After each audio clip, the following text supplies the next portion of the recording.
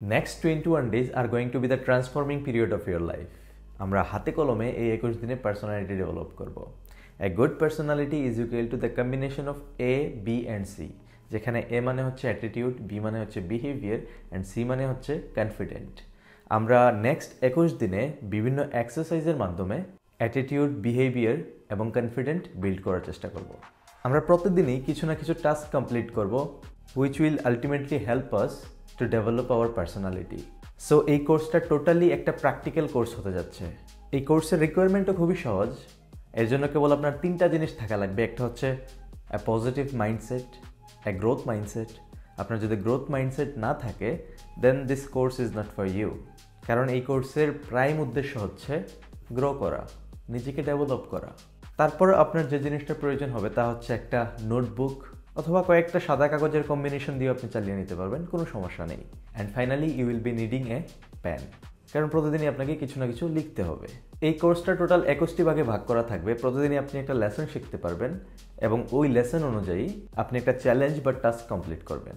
তাই আমি সাজেস্ট করব এই সম্পূর্ণ কোর্সটা আপনি একসাথে না দেখে ডে 1 এর লেসন দেখার পর ডে 1 এর টাস্কটা কমপ্লিট করবেন, তারপর আপনি ডে 2 এর লেসনটা দেখবেন, তারপর ডে 2 এর টাস্কটা কমপ্লিট করবেন। এভাবে আপনি ধারাবাহিকভাবে পুরো কোর্সটা কমপ্লিট করবেন। Then it will be much more effective for you.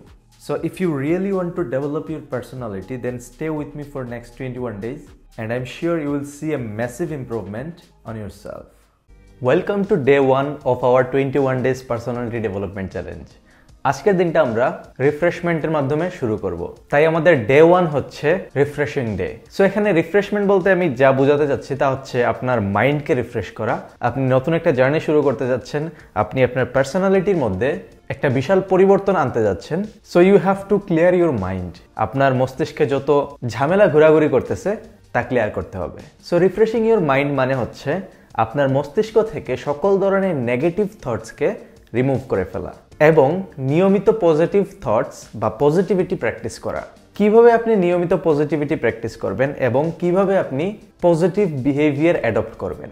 সাধারণত দুইটা উপায়ে আপনি পজিটিভ বিহেভিয়ার অ্যাডপ্ট করতে পারেন বা নিয়মিত পজিটিভিটি প্র্যাকটিস করতে পারেন। এক নাম্বার হচ্ছে living in a life time, মানে জীবিত সময় বা সজীব সময়ে বসবাস করা এবং মৃত সময়কে ভুলে যাওয়া বা ডেড টাইমকে ভুলে যাওয়া। প্রিটি কনফিউজিং না? সজীব সময় বা জীবিত সময় বলতে আসলে কি বোঝাতে যাচ্ছে এখানে?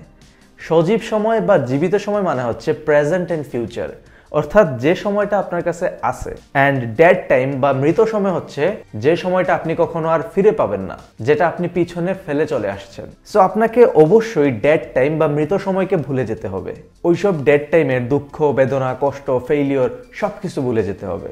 And you have to be very focused on your alive time. Dead time থেকে সর্বোচ্চ আপনি শিক্ষা নিতে পারবেন। ডেড টাইমে ঘটে যাওয়া ইনসিডেন্টগুলো থেকে আপনি সর্বোচ্চ লেসন্স নিতে পারবেন, বাট ওইটাকে আঁকড়ে ধরে থাকা যাবে না। আমাদের জীবনটা ওয়ান ওয়ে জার্নি।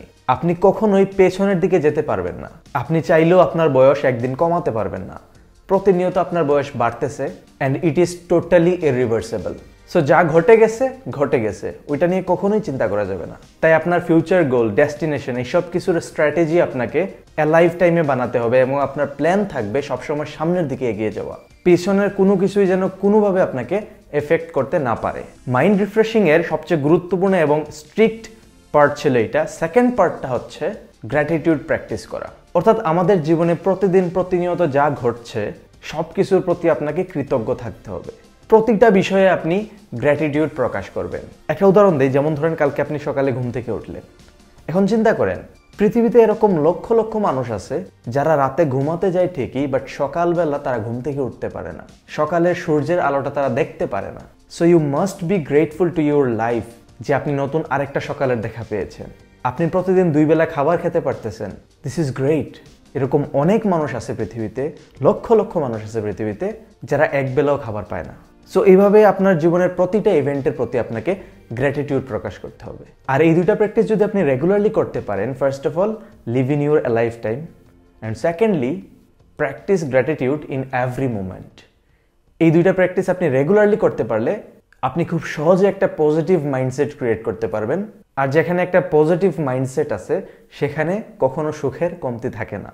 সো এই ছিল আজকের লেসন। সো ভিডিওটা আপনি যখন দেখতেছেন কালকে থেকে আপনার আজকের লেসনের উপর বেস করে টাস্ক শুরু হবে বা চ্যালেঞ্জ শুরু হবে। আপনার কালকের টাস্ক বা লেসন হচ্ছে আপনার অতীতের যে রিগ্রেটগুলো আছে এবং অতীতের যে বিষয়গুলো নিয়ে আপনি এখনও ব্যথা অনুভব করেন তা একটা ডায়েরিতে লিখে ফেলা। আপনি যদি আমার আগের ভিডিওটা না দেখে থাকেন, অর্থাৎ ইন্ট্রোডাক্টরি ভিডিও, ওই ভিডিওতে আমি বলেছিলাম আপনি যদি এই চ্যালেঞ্জটা কমপ্লিট করতে চান দেন অফকোর্স আপনার পেন অ্যান্ড পেপারের প্রয়োজন পড়বে। সো ওই পেপারে আপনি লিখে ফেলবেন কোন কোন বিষয় নিয়ে রিগ্রেট ফিল করেন এবং কোন কোন বিষয়গুলো আপনাকে এখনও কষ্ট দেয়, তারপর ওইগুলা ক্রস করে ফেলবেন। এটা হচ্ছে ফার্স্ট টাস্ক। অ্যান্ড সেকেন্ড টাস্কটা হচ্ছে আপনি 3টা বিষয় লিখবেন যে 3টা বিষয় নিয়ে আপনি গ্র্যাটিটিউড প্রকাশ করতেছেন। এর উদাহরণ আমি একটু আগেই দিয়েছি। সাপোজ আপনি সকালবেলা ঘুম থেকে উঠছেন, সো এক্ষেত্রেও আপনি গ্র্যাটিটিউড প্র্যাকটিস করতে পারেন। আপনি লিখতে পারেন যে I am grateful to my life, কারণ আমি নতুন আরেকটা সকালে দেখা পেয়েছি। এইভাবে অ্যাটলিস্ট আপনি 3টা গ্র্যাটিটিউড সেন্টেন্স লিখবেন।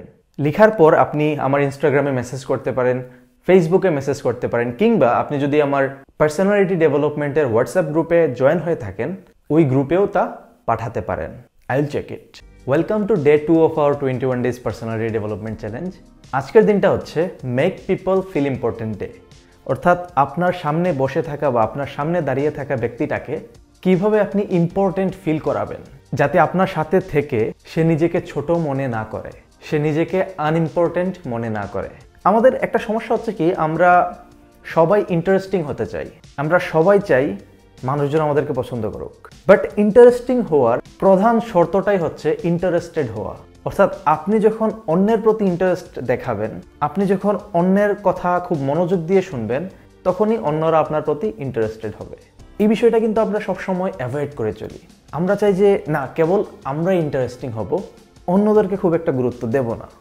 এটা আসলে কখনো সম্ভব না। সাপোজ আপনি একজন মানুষের সাথে কথা বলতেছেন, আপনি অনবরত কথা বলেই যাচ্ছেন, আর সে মোবাইল ফোন ইউজ করতেছে, এবং মাঝে মধ্যে হ্যাঁ হ্যাঁ হ্যাঁ বলতেছে। How you will feel? আপনি অবশ্যই এটা খুব ভালোভাবে নেবেন না। ইভেন আপনার মেজাজ গরমও হয়ে যেতে পারে যে আমি এত সুন্দর করে কথা বলতেছি, আমি তাকে এত গুরুত্ব দিচ্ছি, কিন্তু সে কি করতেছে? আমার কথা একদমই শুনতেছে না।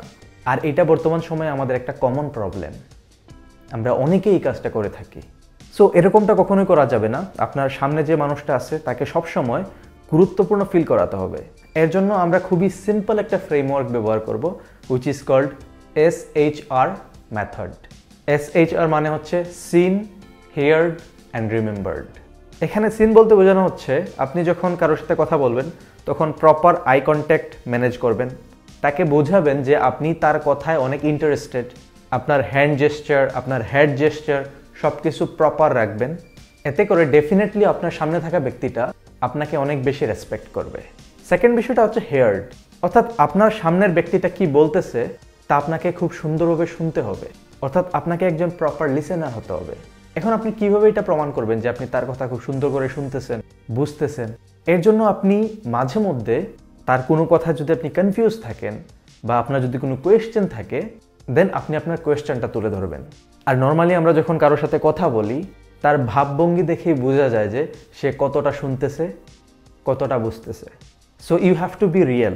আপনি যদি না বুঝেন কোয়েশ্চেন করবেন, আপনি যদি বুঝেন তবে তার সাথে তালে তাল মিলিয়ে কনভারসেশন কন্টিনিউ করবেন। 3 নম্বর বিষয়টা হচ্ছে রিমেম্বার্ড খুবই গুরুত্বপূর্ণ একটা বিষয়। আমাদের সাথে এরকম অনেক সময় হয় যে আমরা আমাদের বন্ধু-বান্ধবদের নাম ভুলে যাই, আমাদের আশেপাশে মানুষদের নাম ভুলে যাই। আপনি যখন একজন মানুষকে কয়েকদিনের পরিচয়ে তাকে তার নাম ধরে ডেকে সম্বোধন করবেন, সে অনেক বেশি খুশি হয়ে যায়, সে অনেক বেশি ইম্পর্টেন্ট ফিল করে, কারণ কোনো আনইম্পর্টেন্ট ব্যক্তির নাম কেউ কখনো মনে রাখে না। সো অবশ্যই মানুষদের নাম মনে রাখার চেষ্টা করবেন। মানুষজন আপনার সাথে কি ধরনের স্টোরি শেয়ার করতেছে, কি কি ঘটনা শেয়ার করতেছে, তার কি পয়েন্টগুলো মনে রাখার চেষ্টা করবেন, which will make a person feel very important. So এই ছিল আজকের লেসন, এবং আগামীকালকে আপনি যে প্র্যাকটিসগুলো করবেন তা হচ্ছে এই SHR ফ্রেমওয়ার্কটা ব্যবহার করবেন এবং আপনার আশেপাশে থাকা যে কোনো একজন বা দুইজন ব্যক্তির সাথে খুব সুন্দরভাবে তা প্র্যাকটিস করবেন। আপনার সাথে থাকা ব্যক্তিটা অবশ্য জানবে না যে আপনি SHR মেথড ব্যবহার করে তার সাথে কমিউনিকেশন প্র্যাকটিস করতেছেন, ওইটা কেবল আপনি জানবেন এবং আপনি দেখবেন আপনার পাশের ব্যক্তিটা কীরকম রেসপন্স করে। সো এই বিষয়টা প্র্যাকটিস করার জন্য আপনি যে কাউকে বেছে নিতে পারেন, আপনার বন্ধু-বান্ধবের কাউকে বেছে নিতে পারেন, আপনার আত্মীয়-স্বজনদের কাউকে বেছে নিতে পারেন, আপনার ফ্যামিলি মেম্বারদের মধ্যে যে কাউকে বেছে নিতে পারেন। কারণ বর্তমান সময়ে আমরা ফ্যামিলি মেম্বারদেরকেও খুব একটা গুরুত্ব দেই না। যখন আমাদের বাবা মা আমাদের সাথে কথা বলে আমরা মোবাইল ফোন ইউজ করি একদিকে, আরেকদিকে বলি হ্যাঁ হ্যাঁ হ্যাঁ বলতে থাকি। So so which is not acceptable. So আপনি আপনার বাবা মার সাথেও এই বিষয়টা প্র্যাকটিস করতে পারেন। দেন আপনি অবজার্ভ করবেন তাদের রিয়াকশন কেমন, এবং পেন অ্যান্ড পেপার নিয়ে তা লিখে ফেলবেন। এবং প্রতি ভিডিওর মতো আমি এই ভিডিওতেও বলছি, আপনার এই অবজারভেশন আমার ফেসবুকে শেয়ার করতে পারেন, আমার ইনস্টাগ্রামে শেয়ার করতে পারেন, কিংবা আমার পার্সোনালিটি ডেভেলপমেন্ট রিলেটেড যে হোয়াটসঅ্যাপ গ্রুপ আছে ওই গ্রুপেও শেয়ার করতে পারেন। Welcome to day 3 of our 21 days personality development challenge and today is the declutter day. Declutter মানে হচ্ছে যে জায়গায় যে জিনিস থাকার কথা না ওইটা যদি ওই জায়গায় থাকে তবে তা রিমুভ করা। উদাহরণ দিই তাহলে বুঝতে সহজ হবে। যেমন ধরেন আপনার পড়ার টেবিলে আপনার খাবারের প্লেট রয়েছে। সো আপনার পড়ার টেবিলে আসলে খাবারের প্লেট থাকার কথা না, খাবারের প্লেটটা পড়ার টেবিল থেকে রিমুভ করাই হচ্ছে ডিক্লাটারিং।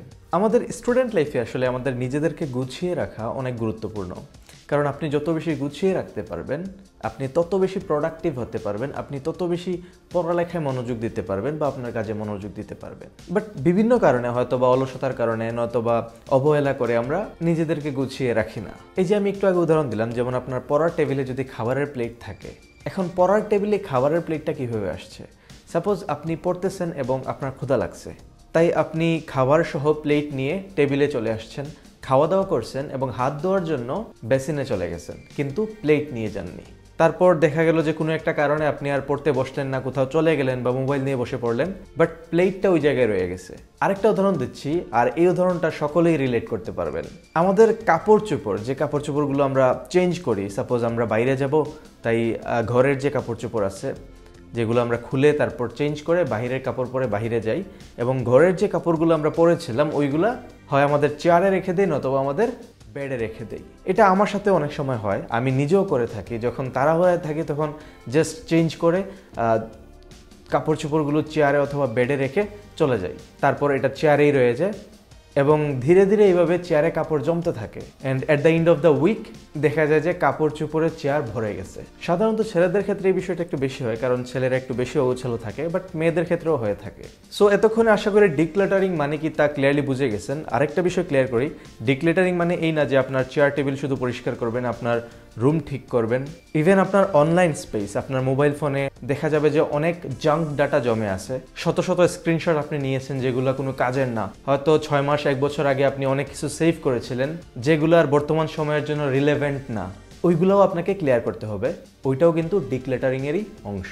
সো ডিক্লাটারিং করার ফলে আমরা কি কি উপকার পেতে পারি? প্রথমত আপনি নিজেকে গুছিয়ে রাখতে পারবেন, দ্বিতীয়ত আপনার একটা মেন্টাল প্রেশার কমে যাবে, তৃতীয়ত আপনি প্রপার হাইজিন মেনটেন করতে পারবেন, চতুর্থত আপনার অনেক বেশি ফ্রেশ এবং রিল্যাক্স ফিল হবে।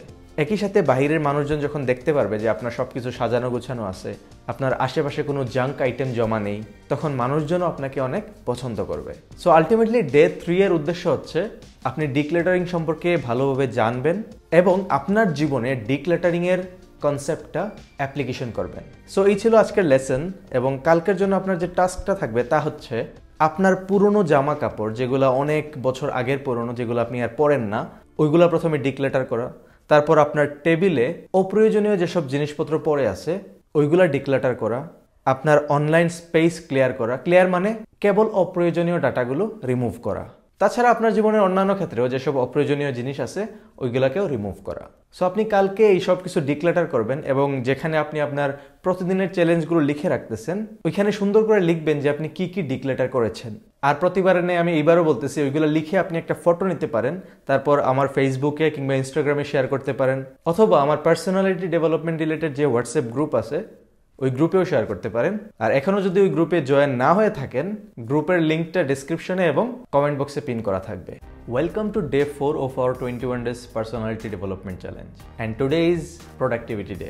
প্রোডাক্টিভিটি শব্দটা সবাই শুনেছেন। প্রোডাক্টিভিটির মানে হচ্ছে কম সময়ে বেশি কাজ করা, অর্থাৎ লেস ইনপুট মোর আউটপুট। প্রোডাক্টিভিটির সাথে আরেকটা বিষয় আসবে, সেটা হচ্ছে টাইম ম্যানেজমেন্ট। টাইম ম্যানেজমেন্ট অনেকটা থিওরিটিক্যাল, অর্থাৎ নির্দিষ্ট কাজের জন্য নির্দিষ্ট টাইম অ্যাসাইন করা, আর ওই টাইমে আপনি কাজটা কতটুকু করতে পারতেছেন ওইটা হচ্ছে আপনার প্রোডাক্টিভিটি। নর্মালি একজন মানুষের প্রোডাক্টিভিটি দুইটা জিনিসের উপর নির্ভর করে, একটা হচ্ছে প্রক্রাস্টিনেশন আর একটা হচ্ছে প্রোডাক্টিভিটির প্রতিবন্ধক। প্রক্রাস্টিনেশন মানে হচ্ছে কোনো কিছু ডিলে করা। সাপোজ আপনি আজকে রাত্রে 9টার সময় পড়তে বসবেন, বাট আপনি ওইটা ডিলে করে 10টায় নিয়ে গেছেন, বা 10টার সময় আপনার পড়তে বসতে মন চাইতেছে না, সো আপনি বলতেছেন যে আজকে থাক, আগামীকালকে করব। আগামীকালকে দেখা যায় যে সেম অবস্থা, আগামীকালকেও আপনি পড়লেন না, এর পরের দিন পড়বেন। এইভাবে প্রতিনিয়ত ডিলে করাই হচ্ছে প্রক্রাস্টিনেশন। আর প্রক্রাস্টিনেশন সাধারণত আমরা যে কারণে করি তা হচ্ছে কমফোর্ট জোন। ধরুন শীতের রাত, প্রচণ্ড ঠান্ডা, রাত 9টার সময় আপনাকে পড়তে বসতে হবে এবং আপনি আছেন ব্ল্যাঙ্কেটের নিচে। সো ব্ল্যাঙ্কেট থেকে বের হয়ে পড়তে বসতে আপনার মন চাইবে না, আপনি প্রক্রাস্টিনেট করবেন। অথবা আপনি ফেসবুক স্ক্রল করতেছেন, আপনি মজা পাচ্ছেন, কিন্তু আপনার পড়তে বসার কথা, এখানেও আপনি প্রক্রাস্টিনেট করবেন। সো আপনাকে ওই কমফোর্ট জোনটা খুঁজে বের করতে হবে যে কমফোর্ট জোনের কারণে আপনি প্রক্রাস্টিনেশন করতেছেন। দেন হয় এই কমফোর্ট জোনটা আপনার রিমুভ করে ফেলতে হবে, নতবা এটাকে কন্ট্রোলে নিয়ে আসতে হবে। 2 নম্বর ফ্যাক্টরটা হচ্ছে প্রোডাক্টিভিটির প্রতিবন্ধক। আপনার আজকে টার্গেট ছিল আপনি 2 ঘন্টায় একটা চ্যাপ্টার পড়বেন, কিন্তু দেখা গেল যে আপনি 2 ঘন্টায় কেবল 2 পেজই পড়তে পারছেন।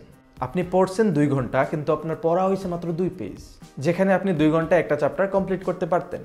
বাট এখানে আপনি যে কাজটা করছেন তা হচ্ছে এই 2 ঘন্টায় আপনি পড়ছেন, বাট পড়ার মাঝখানে আপনি 10 বার মোবাইল ফোন হাতে নিছেন। প্রতিবার নতুন নতুন নোটিফিকেশন চেক করছেন, কোন বন্ধু কোন স্ট্যাটাস দিল তা চেক করছেন। এই কারণে আপনার 2 ঘন্টার মধ্যে একটা মেজর টাইম ওইখানে চলে গেছে এবং আপনি আপনার পড়াতে কোনোভাবেই ফোকাস করতে পারেননি। এই ক্ষেত্রে আপনার মোবাইল ফোনটা হচ্ছে আপনার প্রোডাক্টিভিটির প্রতিবন্ধক। সো আপনাকে অবশ্যই প্রোডাক্টিভিটির প্রতিবন্ধকগুলোও খুঁজে বের করতে হবে অ্যান্ড ওইগুলোকেও রিমুভ করতে হবে যখন আপনি আপনার কাজ করতেছেন। নর্মালি যদি আপনি এই 2টা বিষয়ের দিকে মনোযোগ দেন, then you can easily improve your productivity. তাছাড়া প্রোডাক্টিভিটি ইমপ্রুভ করার অনেকগুলো টিপস আছে, যেমন পমোডোরো টেকনিক আছে, 2 মিনিট রুল আছে, 80-20 রুল আছে, ইত্যাদি ইত্যাদি। সো ওইগুলো নিয়ে আমি বিস্তারিত আলোচনা করতেছি না, ওইগুলো নিয়ে অলরেডি আমার চ্যানেলে ভিডিও দেওয়া আছে।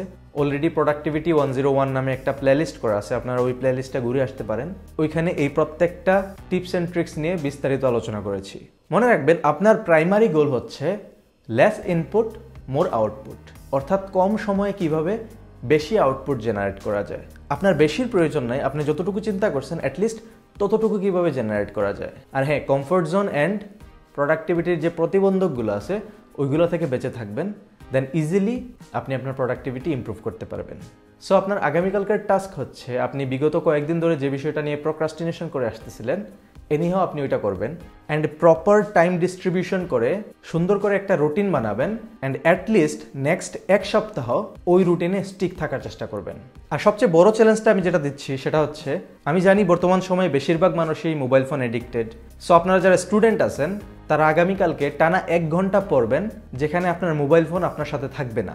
আপনি যদি ওয়ার্কিং প্রফেশনাল হয়ে থাকেন, আপনার যে কাজ আছে আপনি ওই কাজটা 1 ঘন্টা করবেন, যেখানে আপনার মোবাইল ফোন কোনোভাবেই আপনার সাথে থাকবে না। অ্যান্ড অবশ্যই আপনি আপনার ডায়েরিতে বা যে কাগজে আপনি লিখতেছেন ওই কাগজে লিখে ফেলবেন আপনি 1 ঘন্টায় কতটুকু পড়েছেন বা কতটুকু কাজ করেছেন, অ্যান্ড আপনার জমিয়ে রাখা কোন কাজটা ছিল যেটা আপনি কমপ্লিট করেছেন। অ্যান্ড অবশ্যই তার ছবি তুলে আপনি আমার ফেসবুকে কিংবা ইনস্টাগ্রামে শেয়ার করতে পারেন, অথবা আমার পার্সোনালিটি ডেভেলপমেন্ট রিলেটেড যে হোয়াটসঅ্যাপ গ্রুপ আছে ওই গ্রুপে শেয়ার করতে পারেন। Welcome to day 5 of our 21 days personality development challenge and today is writing day. Generation Z এর ছেলেমেয়েদের সবচেয়ে বড় একটা কমপ্লেন কি জানেন? তা হচ্ছে ওভার থিঙ্কিং। এই ভিডিওতে আমি ওভার থিঙ্কিং এর একটা সিক্রেট মেডিসিন বলতেছি, একদম মুখস্থ করে নেন। ওভার থিঙ্কিং এর সিক্রেট মেডিসিনটা হচ্ছে রাইটিং ডেইলি জার্নাল। আপনি যা চিন্তা করতেছেন, আপনার মাথায় যা যা আসতেছে, যেসব থটস আসতেছে, ওইগুলো যদি আপনি আপনার জার্নালে লিখে ফেলেন, আপনি আপনার ডায়েরিতে লিখে ফেলেন, তারপরও যদি আপনার ওভার থিঙ্কিং আসে, দেন আমাকে বললেন। ওভার থিঙ্কিং এর জন্য রাইটিং এর চেয়ে ভালো কোনো থেরাপি হতে পারে না। আমি 2012 থেকে লেখালেখি শুরু করছি। লেখালেখি মানে আমার যা মন চাইতো আমি তাই লিখতাম। অনেক সময় কবিতা লিখতাম, অনেক সময় ছোট ছোট গল্প লিখতাম, অনেক সময় যা মন চাইতো তাই লিখতাম। আমি যদি আমার ডায়েরিটা খুঁজি, হ্যাঁ, এটা হচ্ছে আমার প্রথম ডায়েরি, যেখানে 2010 লেখা আছে, বাট আমি এটাতে 2012 সালে লেখা শুরু করছিলাম। এটা আমার আব্বু আমাকে গিফট করেছিলেন। সো 2012 সালে আমি এই ডায়েরিতে লেখা শুরু করি অ্যান্ড অলমোস্ট 100+ পোয়েম, 100-এরও বেশি কবিতা আমি লিখেছি এখানে। আর এখন যদি আমি ওইগুলো পড়ি, ওইগুলো অনেকটা কৃত্রিম মনে হয়, কারণ অনেক আগের তো, লাইক আমি তখন 12-13 বছর বয়সী ছিলাম। সো আসলে তখনকার চিন্তাভাবনা একরকম ছিল, এখনকার চিন্তাভাবনা অন্যরকম। আমি একটা জিনিস ফলো করেছি, আমি যত বেশি লিখেছি আমার মাথায় তত বেশি বা তত ভালো ভালো আইডিয়া জেনারেট হয়েছে। আমি একটা পোয়েম লেখার পর আমার মাথায় দ্বিতীয় পোয়েমের আইডিয়া আসছে, দ্বিতীয় পোয়েম লেখার পর তৃতীয় পোয়েমের আইডিয়া আসছে। যতক্ষণ আমি কোনো কিছু লিখি না ততক্ষণ আমার মাথায় খুব ভালো কোনো আইডিয়া আসে না। আর যদি কোনো আইডিয়া আসেও তা খুব বেশি সময় স্থায়ী থাকে না, কারণ আমাদের মাইন্ড একটা প্রসেসর, যেটা জাস্ট প্রসেস করতে পারে, কোনো কিছু স্টোর করে রাখতে পারে না। সো স্টোর করে রাখার জন্য অবশ্যই আপনার একটা ডায়েরি প্রয়োজন বা আপনার কোনো পেপার প্রয়োজন যেখানে আপনি লিখে রাখবেন, অ্যান্ড ওইটাই হচ্ছে স্টোরেজ। সো আপনি কি লিখবেন?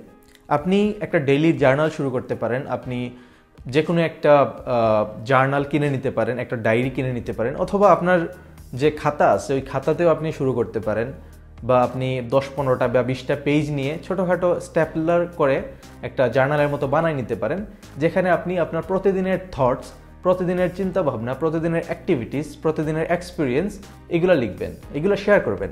আমার কাছে যে ওই একটা ডায়েরি আছে তা কিন্তু না, এটা হচ্ছে আমার প্রথম ডায়েরি, তাই দেখালাম। আমার কাছে এটা ছাড়াও আরও অনেকগুলো ডায়েরি আছে, এখনও আমার টেবিলে পড়া আছে অনেকগুলো ডায়েরি। সো ওই ডায়েরিগুলোতে আমি নর্মালি আমার রেগুলার থটস শেয়ার করতাম, আমার daily activities, daily experience share করতাম। কারণ ডায়েরি কখনো আপনাকে জাজ করবে না। আপনি যদি ডায়েরিতে এরকম কোনো কিছু লেখেন যেগুলো আপনি যদি কোনো মানুষকে বলেন, সে হয়তো আপনাকে জাজ করবে, আপনাকে গালি দিতে পারে, বাট ডায়েরি কখনো আপনাকে জাজ করবে না। So this is the place to share anything you want. So আপনি স্টার্টটা কীভাবে করবেন? আপনি প্রথমে আপনার যে জার্নালটা রেডি করবেন, ওই জার্নালে প্রতিদিন ঘুম থেকে ওঠার পর 3-4টা গ্র্যাটিটিউড সেন্টেন্স লিখবেন।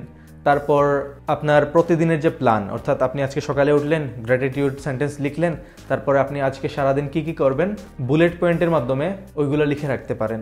তারপর রাতে ঘুমানোর আগে বা সন্ধ্যায় আপনি আরেকবার জার্নালটা চেক করতে পারেন, যেখানে আপনি কোন কোন কাজগুলো করেছেন ওইগুলোকে আপনি ক্রস করতে পারেন, এবং আপনার সারাদিনের কী কী এক্সপিরিয়েন্স ছিল, সারাদিনে আপনি কী আত্মোপলব্ধি করতে পারছেন, ওইটা 2-3 সেন্টেন্সে লিখে রাখতে পারেন। That's it. এটা আসলে খুব কঠিন কোনো কিছু না, জাস্ট আপনার মধ্যে ওই এনথুজিয়াজমটা থাকতে হবে।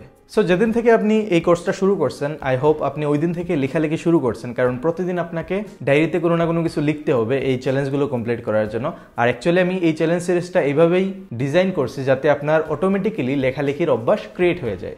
সো অফকোর্স আপনি আগামীকালকে যে টাস্কটা কমপ্লিট করবেন তা হচ্ছে আপনি যে ডায়েরি বা যে জার্নালে বা যে পেপারে আপনি প্রতিদিনের চ্যালেঞ্জগুলো লিখতেছেন, ওইখানে আপনি আগামীকালকে জার্নালিং ফরম্যাটে, অর্থাৎ আমি যেভাবে বলেছি ওইভাবে আপনি আপনার প্রথম দিনের জার্নালিংটা করে ফেলবেন, অ্যান্ড কালকে থেকে আপনি নিয়মিত ডায়েরি লেখার অভ্যাস গড়ে তুলবেন। আরেকটা কথা, প্রতিদিনের টাস্ক প্রতিদিন কমপ্লিট করা মানে এই না যে আজকের টাস্ক কমপ্লিট করছি দেন আজকে এটা শেষ।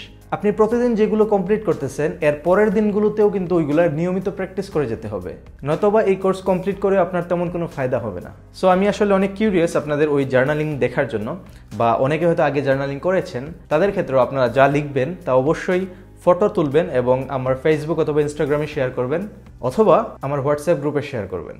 Definitely, I'll check it. Welcome to day 6 of 21 days personality development challenge, and today is no argument day. এখন আর্গুমেন্টের একদম আক্ষরিক সংজ্ঞা যদি আমরা দেখি, আর্গুমেন্ট মানে হচ্ছে an angry discussion between two or more people who disagree each other. অর্থাৎ দুইজন বা দুইজনের বেশি মানুষজনদের মধ্যে একটা বিতর্কের সৃষ্টি হয় যেখানে একজন আরেকজনের সাথে এগ্রি করে না। একজন মানুষ একটা অপিনিয়ন দিছে, আরেকজন মানুষ আরেকটা অপিনিয়ন দিছে। বেসিক্যালি দুইজনের অপিনিয়ন টোটালি বিপরীত থাকে এবং দুইজনই দুইজনের জায়গায় এতটা স্ট্রিক্ট থাকে যে তারা কখনোই অ্যাকসেপ্ট করবে না যে তারটা রাইট, বা সে কখনো অ্যাকসেপ্ট করবে না যে তারটা রাইট। আর এটা নিয়ে অনেক সময় চিল্লাচিল্লি শুরু হয়ে যায় বা অনেক সময় ঝগড়াও শুরু হয়ে যায়। বাট একজন বুদ্ধিমান মানুষ কখনো আর্গুমেন্টে জড়ায় না। নর্মালি আর্গুমেন্ট যারা করে তারা অনেকটা একরোখা টাইপের মানুষ থাকে, বা তালগাছ আমার এই টাইপের মানুষ থাকে, যারা অন্য কেউ কি বলতেছে তা নিয়ে চিন্তা করে না বা কোনো ধরনের লজিক খাটাবে না। এনিহাও তাকে প্রমাণ করতে হবে যে তারটাই রাইট। আর একজন ভালো পার্সোনালিটির মানুষের মধ্যে কখনোই এই বৈশিষ্ট্যটা থাকে না। সো আপনি যেহেতু পার্সোনালিটি ডেভেলপমেন্ট করতে চাচ্ছেন তাই এই কোর্সটা দেখতেছেন, সো অবভিয়াসলি আপনি কালকে থেকে আর্গুমেন্ট করা বন্ধ করে দিবেন। এই বৈশিষ্ট্যটা আমাদের অনেকের মধ্যেই থাকে, এটা খারাপ কিছু না। এই মুহূর্তে যদি আপনার মধ্যে এই বৈশিষ্ট্যটা থেকে থাকে, আমি বলবো না যে আপনি অনেক খারাপ একজন মানুষ, but you have to reduce it. আপনি এটা ধীরে ধীরে কমাতে থাকবেন এবং একসময় এটা টোটালি ভ্যানিশ করে দিতে হবে। এখন অনেকে হয়তো কোয়েশ্চেন করতে পারেন যে আমরা যদি আর্গিউ না করি, আমরা যদি মানুষের ভুল না ধরিয়ে দেই, অনেকে হয়তো ভুল কোনো কিছু বিশ্বাস করে বসে আছে, সো তাদেরকে তাদের ভুলটা তো ধরিয়ে দিতে হবে। দেখেন, টিচিং এবং আর্গুমেন্ট সম্পূর্ণ দুটো ভিন্ন জিনিস। টিচিং মানে মানুষকে শেখানো, আর আর্গুমেন্ট মানে মানুষের সাথে বিতর্কে জড়ানো, অ্যাংরি ডিসকাশনে জড়ানো। আপনি তাদেরকেই শেখাতে পারবেন, তাদেরকেই টিচিং দিতে পারবেন যারা শিখতে আগ্রহী। আর যারা আপনার সাথে ঝগড়া করতে আগ্রহী, যারা কেবল তার অপিনিয়নে স্ট্রিক্ট থাকতে আগ্রহী, সে কোনো ধরনের লজিক অ্যাকসেপ্ট করবে না, তাকে আপনি চাইলেও শেখাতে পারবে না, তাকে আপনি চাইলেও টিচ করতে পারবেন না। আর নর্মালি আমাদের আর্গুমেন্টটা হয়ে থাকে আমাদের আশেপাশের মানুষদের সাথে, কারণ আমরা খুব বেশি কথাবার্তা যদি বলি তবে আমাদের আশেপাশের মানুষদের সাথেই বলে থাকি। আর আপনি আপনার আশেপাশের মানুষদের বৈশিষ্ট্য জানেন, কে কোন স্বভাবের তা জানেন, কে শিখতে আগ্রহী তা জানেন, কে একরোখা টাইপের মানুষ সেটাও জানেন। সো আলটিমেটলি আপনার কাছে এই নলেজটা আছে যে কাকে আপনি শেখাতে পারবেন আর কার সাথে আপনি আর্গুমেন্টে জড়াবেন। তাই আপনার কাছে যদি এরকম কোনো মানুষ আসে যে একরোখা টাইপের, যে আপনার সাথে আর্গিউ করতে পারে, সিম্পলি আপনি তার সাথে জাস্ট তালে তাল মিলিয়ে যাবেন, তার হেতে হে মিলিয়ে যাবেন, দ্যাটস ইট। তার সাথে আর্গুমেন্ট করার কোনো প্রয়োজন নেই।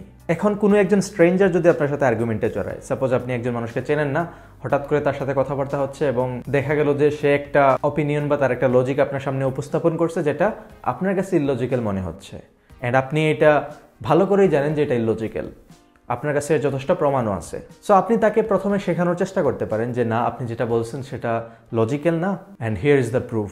অফকোর্স আপনি সবসময় সোর্স সহ কোনো একটা লজিক উপস্থাপন করবেন। তারপরেও যদি সে অ্যাকসেপ্ট না করে, দেন স্ট্রেঞ্জার হোক আর যেই হোক, আপনার আর্গুমেন্টে জড়ানোর কোনো প্রয়োজন নেই। জাস্ট আপনি একবার বলবেন, তারপর যদি সে আপনার সাথে আর্গুমেন্টে জড়াতে চায়, তারপর যদি সে বলে যে না আমি right, then okay, you are right. Argument সাধারণত আমাদের এক তো হচ্ছে আমাদের সম্পর্ক নষ্ট করে, আর দ্বিতীয়ত আপনি একটা মানসিক অশান্তির মধ্যে থাকবেন, কারণ আপনি জানেন যে আপনি রাইট, বাট তার সাথে আর্গুমেন্টে জড়ানোর ফলে সম্পর্কেরও নষ্ট হয়েছে, আপনি তাকে প্রমাণও করতে পারেন নাই যে আপনি রাইট। সো দুই দিক দিয়ে কিন্তু আপনার ক্ষতি।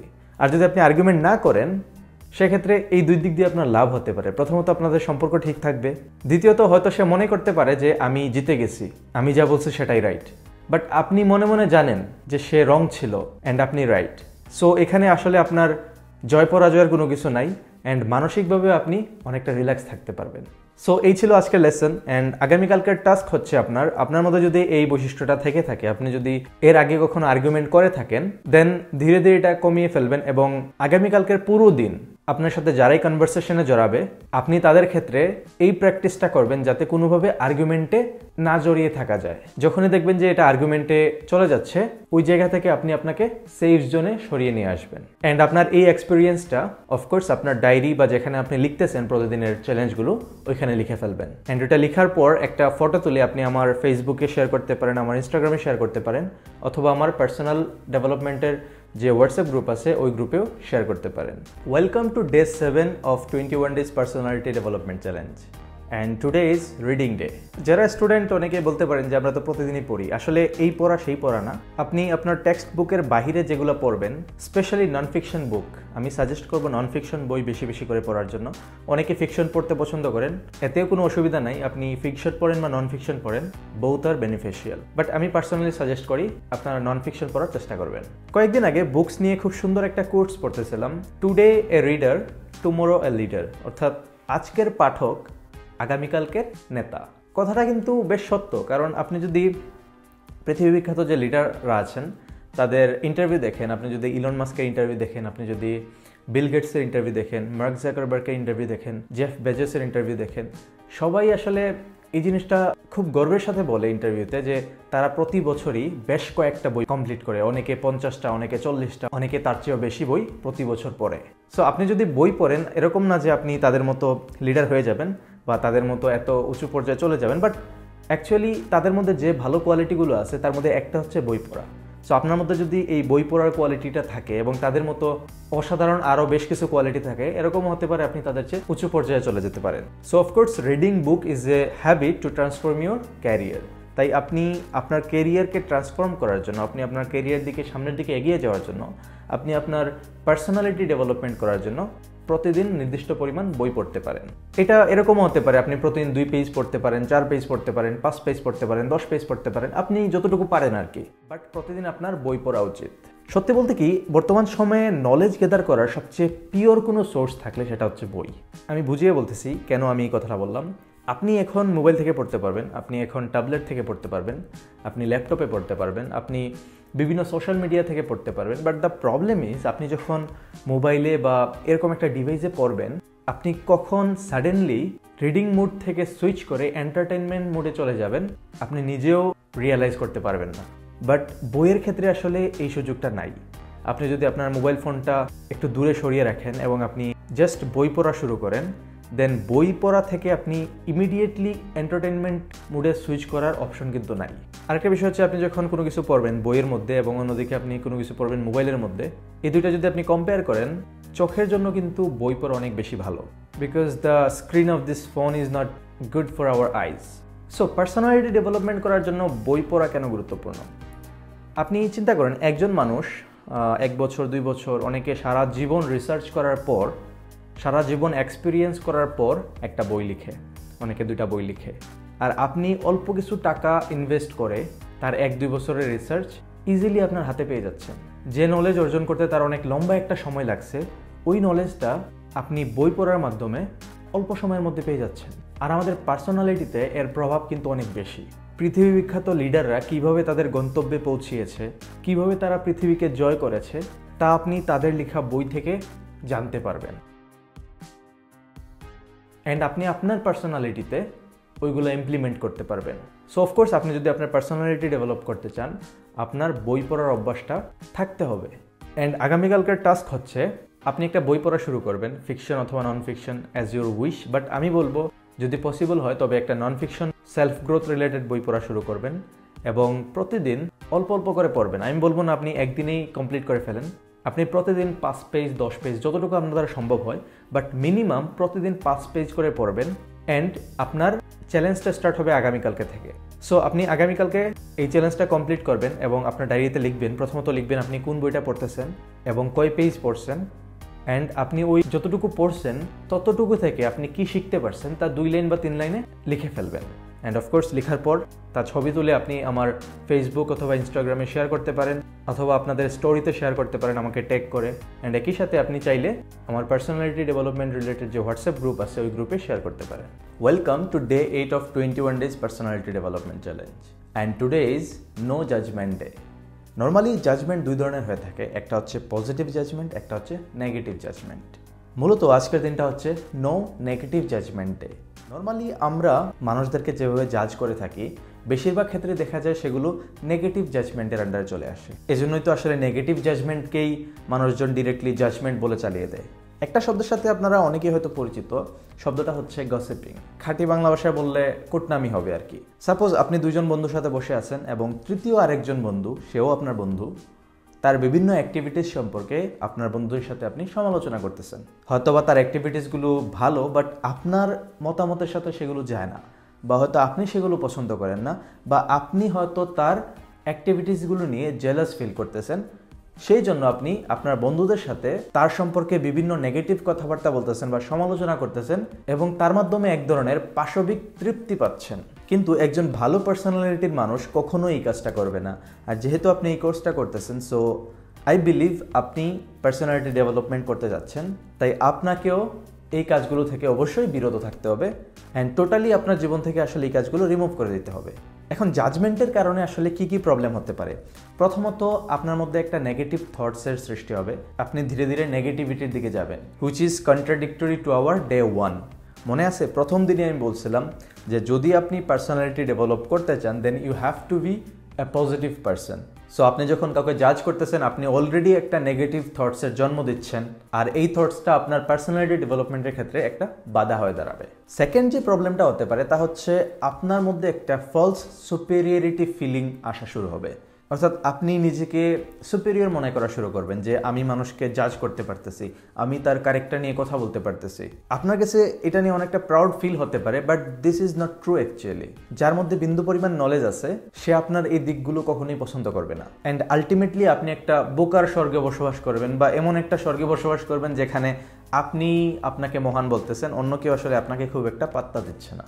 সো আমি আবারও বলছি, আপনি পার্সোনালিটি ডেভেলপমেন্ট করতে যাচ্ছেন, তাই আপনি আপনার নিজেকে নিয়ে ব্যস্ত থাকবেন। কে কি করলো তা নিয়ে কখনো জাজ করতে যাবেন না। আসলে একজন মানুষ কখন জাজ করে? যখন সে দেখে তার হাতে প্রচুর পরিমাণ সময়, সে নিজেকে নিয়ে খুব একটা চিন্তা করে না, তার হাতে তেমন কোনো কাজ নাই। সো তখন সে একমাত্র চিন্তাই করে অন্যকে নিয়ে, কিভাবে অন্যের সম্পর্কে 2টা খারাপ কথা বলা যায়, কিভাবে কাউকে জাজ করা যায়। অ্যাজ এ পার্সোনালিটি ডেভেলপার আপনি আপনার নিজেকে সর্বোচ্চ সময় দেবেন। আপনি চিন্তা করবেন কিভাবে আপনি আপনার নলেজ ইনক্রিজ করতে পারেন, কিভাবে আপনি স্কিল ডেভেলপ করতে পারেন, কিভাবে আপনি আপনার মেন্টালিটি গ্রো করতে পারেন। সো আপনার কাছে আসলে অন্যকে নিয়ে গসিপ করার তেমন কোনো সময়ই থাকবে না। আপনার আগামীকালকের কাজ হচ্ছে আপনি কাউকে নিয়ে গসিপ করতে পারবেন না। প্রথমত আপনি যদি কাউকে জাজ না করেন অটোমেটিক্যালি আপনি কাউকে নিয়ে গসিপ করবেন না। সো ফার্স্ট অফ অল আপনি কাউকে জাজ করবেন না। অনেকের মধ্যে হয়তো এই অভ্যাসটা অলরেডি চলে আসছে, আর যে কোনো একটা অভ্যাস আপনি হুট করেই চেঞ্জ করতে পারবেন না, বাট আপনি সর্বোচ্চ চেষ্টা করবেন আত্মসংযম করার জন্য, এবং আগামীকালকে আপনি টোটালি কাউকে কোনোভাবেই জাজ করবেন না। আপনার মধ্যে এরকম আর্জ আসতে পারে যে এই সেলিব্রিটি এই কাজ করছে, সো তাকে নিয়ে একটা সোশ্যাল মিডিয়াতে পোস্ট দিয়ে দিই, বা বন্ধুদের সাথে দুইটা কথা বলে আসি যে সেই কাজটা করছে, এটা তো ঠিক না, বা তারা নিয়ে একটু বিচিং করে আসি আর কি। অথবা আপনি দেখতে পারেন যে সোশ্যাল মিডিয়াতে এরকম পোস্ট আসে যে হয়তো আপনি এক শহরে আছেন, অন্য শহরের 2-3 জন মানুষ বা অনেকজন মানুষই ঝগড়া করা শুরু করছে। সো আপনি ভাবলেন যে ঠিক আছে ওই শহরের নামে 2-4টা কথা সোশ্যাল মিডিয়াতে লিখে আসি, বা বন্ধুদের সাথে 2-4টা কথা বলে আসি। সো এই ধরনের বিচিংও করা যাবে না। আপনি কোনোভাবেই আসলে কোনো ধরনের বিচিং করবেন না। আপনি কেবল নিজেকে নিয়ে বিজি থাকবেন, আপনি কেবল নিজের নলেজ বৃদ্ধি করার চেষ্টা করবেন। অ্যান্ড আপনি অবশেষে ডায়েরিতে লিখবেন, বা আপনি যেখানে লিখতেছেন সব কিছু ওইখানে লিখবেন যে সাকসেসফুলি ডান ডে 8। যদি আপনি ডে 8টা টোটালি বা সাকসেসফুলি কমপ্লিট করতে পারেন, অর্থাৎ কারো নামে কোনো ধরনের বিচিং না করে, কাউকে কোনোভাবে জাজমেন্ট না করে আপনি যদি ডে 8টা কমপ্লিট করতে পারেন, আর বাই চান্স যদি আপনি জাজমেন্ট করেও ফেলেন, লাইক আমি আবারও বলছি অনেকের মধ্যে এই হ্যাবিটটা বিল্ড হয়ে গেছে। সো আপনি চাইলে একদিনই আসলে এই হ্যাবিটটা একদম টোটালি ভ্যানিশ করে দিতে পারবেন না। সো যদি বাই চান্স আপনি কাউকে নিয়ে গসিপ করেও ফেলেন বা জাজ করেও ফেলেন, অ্যান্ড এরপর যদি আপনার উপলব্ধি হয় যে না আমি এটা ভুল করছি, আসলে এটা আমার করা উচিত হয়নি, আপনি যদি রিগ্রেট ফিল করেন, তখনও আপনি ডায়েরিতে লিখবেন যে না আমি গসিপিং করছিলাম কোনো একজনের নামে বা কোনো একটা সেলিব্রিটির নামে, বা যেটা নিয়ে আপনি করছেন আর কি, দেন আমি এই বিষয়টা নিয়ে আসলে অনেক রিগ্রেট ফিল করতেছি। দ্যাটস ফাইন, কারণ আপনি যখন রিগ্রেট ফিল করবেন আপনি অ্যাটলিস্ট বুঝতে পারতেছেন যে আপনি একটা মিস্টেক করছেন, অ্যান্ড পরবর্তী থেকে আপনি ওইটা থেকে বেঁচে থাকার চেষ্টা করবেন। আর হ্যাঁ, এটা লেখার পর আপনি একটা ফটো তুলে আমার হোয়াটসঅ্যাপ গ্রুপে শেয়ার করতে পারেন, অথবা আপনি আমার ফেসবুক কিংবা ইনস্টাগ্রামে শেয়ার করতে পারেন। তাছাড়া আপনি চাইলে ফেসবুক অথবা ইনস্টাগ্রামের স্টোরিতে শেয়ার করে আমাকে ট্যাগ করতে পারেন। Welcome to day 9 of 21 days personality development challenge. And আজকের ভিডিওতে আপনারা দেখতে পারতেছেন এখানে ব্যাকগ্রাউন্ড চেঞ্জ প্লাস লাইটিংও চেঞ্জ। এর কারণ হচ্ছে টুডে ইজ নেচার্স ডে। আমি প্ল্যান করে রেখেছিলাম যখন নেচার্স ডে আসবে তখন ভিডিওটা বা লেসনটা আমরা নেচারের মধ্য থেকে করব। অ্যাকচুয়ালি আমি যেখানে থাকি, আমি যে এরিয়াতে থাকি, শহরটা খুবই ছোট, বাট দ্য প্রবলেম ইজ আমি থাকি একদম শহরের সেন্টারে। আর শহরের সেন্টারে খুব একটা গ্রিনারি নাই বললেই চলে, খুব একটা নেচার নাই বললেই চলে। বাট তারপরেও আমাদের কলেজে বেশ কয়েকটা গার্ডেন আছে, আর ওই গার্ডেনগুলো খুবই সুন্দর, খুবই সাজানো গোছানো। মাঝে মধ্যে ওই গার্ডেনগুলোতে আসি, তারপর একটু প্রকৃতির স্বাদ নেই। একইভাবে আজকে আমি একটা গার্ডেনে আসছি, এই গার্ডেনে এসে ভিডিওটা শ্যুট করতেছি। অ্যান্ড টু বি অনেস্ট, আপনি যখন প্রকৃতির মাঝখানে থাকবেন, আপনি হয়তো পাখির আওয়াজ শুনতে পাচ্ছেন কিনা আমি জানি না, আমার চারপাশে প্রচুর পরিমাণ পাখি উঠতেছে। তো যখন আপনি এরকম পাখির আওয়াজ শুনবেন, আশেপাশে সবুজ গাছপালা দেখবেন, অটোমেটিক্যালি আপনার মধ্যে যদি কোনো ধরনের স্ট্রেস থাকে, আপনি যদি কোনো ধরনের অ্যাংজাইটিতে ভোগেন, ওইগুলো ব্যালেন্স হয়ে যাবে, আপনার মাইন্ড অনেকটাই ফ্রেশ হয়ে যাবে।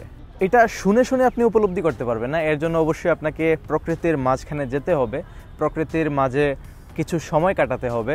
মোট কথা প্রকৃতিটাকে অবজার্ভ করতে হবে।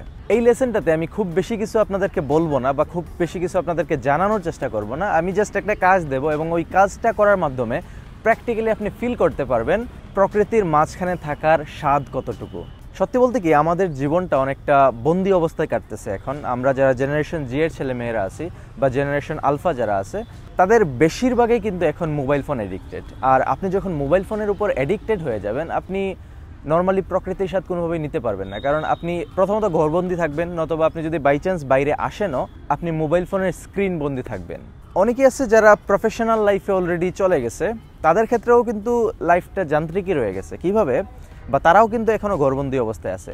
তারা হয়তো নিজের ঘরে বন্দি অবস্থায় নাই, বাট স্টিল তারা চার দেয়ালে বন্দি। কারণ তারা সারাদিন কাজকাম করে, তারপর রাতে বাসায় আসে এবং কংক্রিটের তৈরি চার দেয়ালে ঘুমিয়ে পড়ে।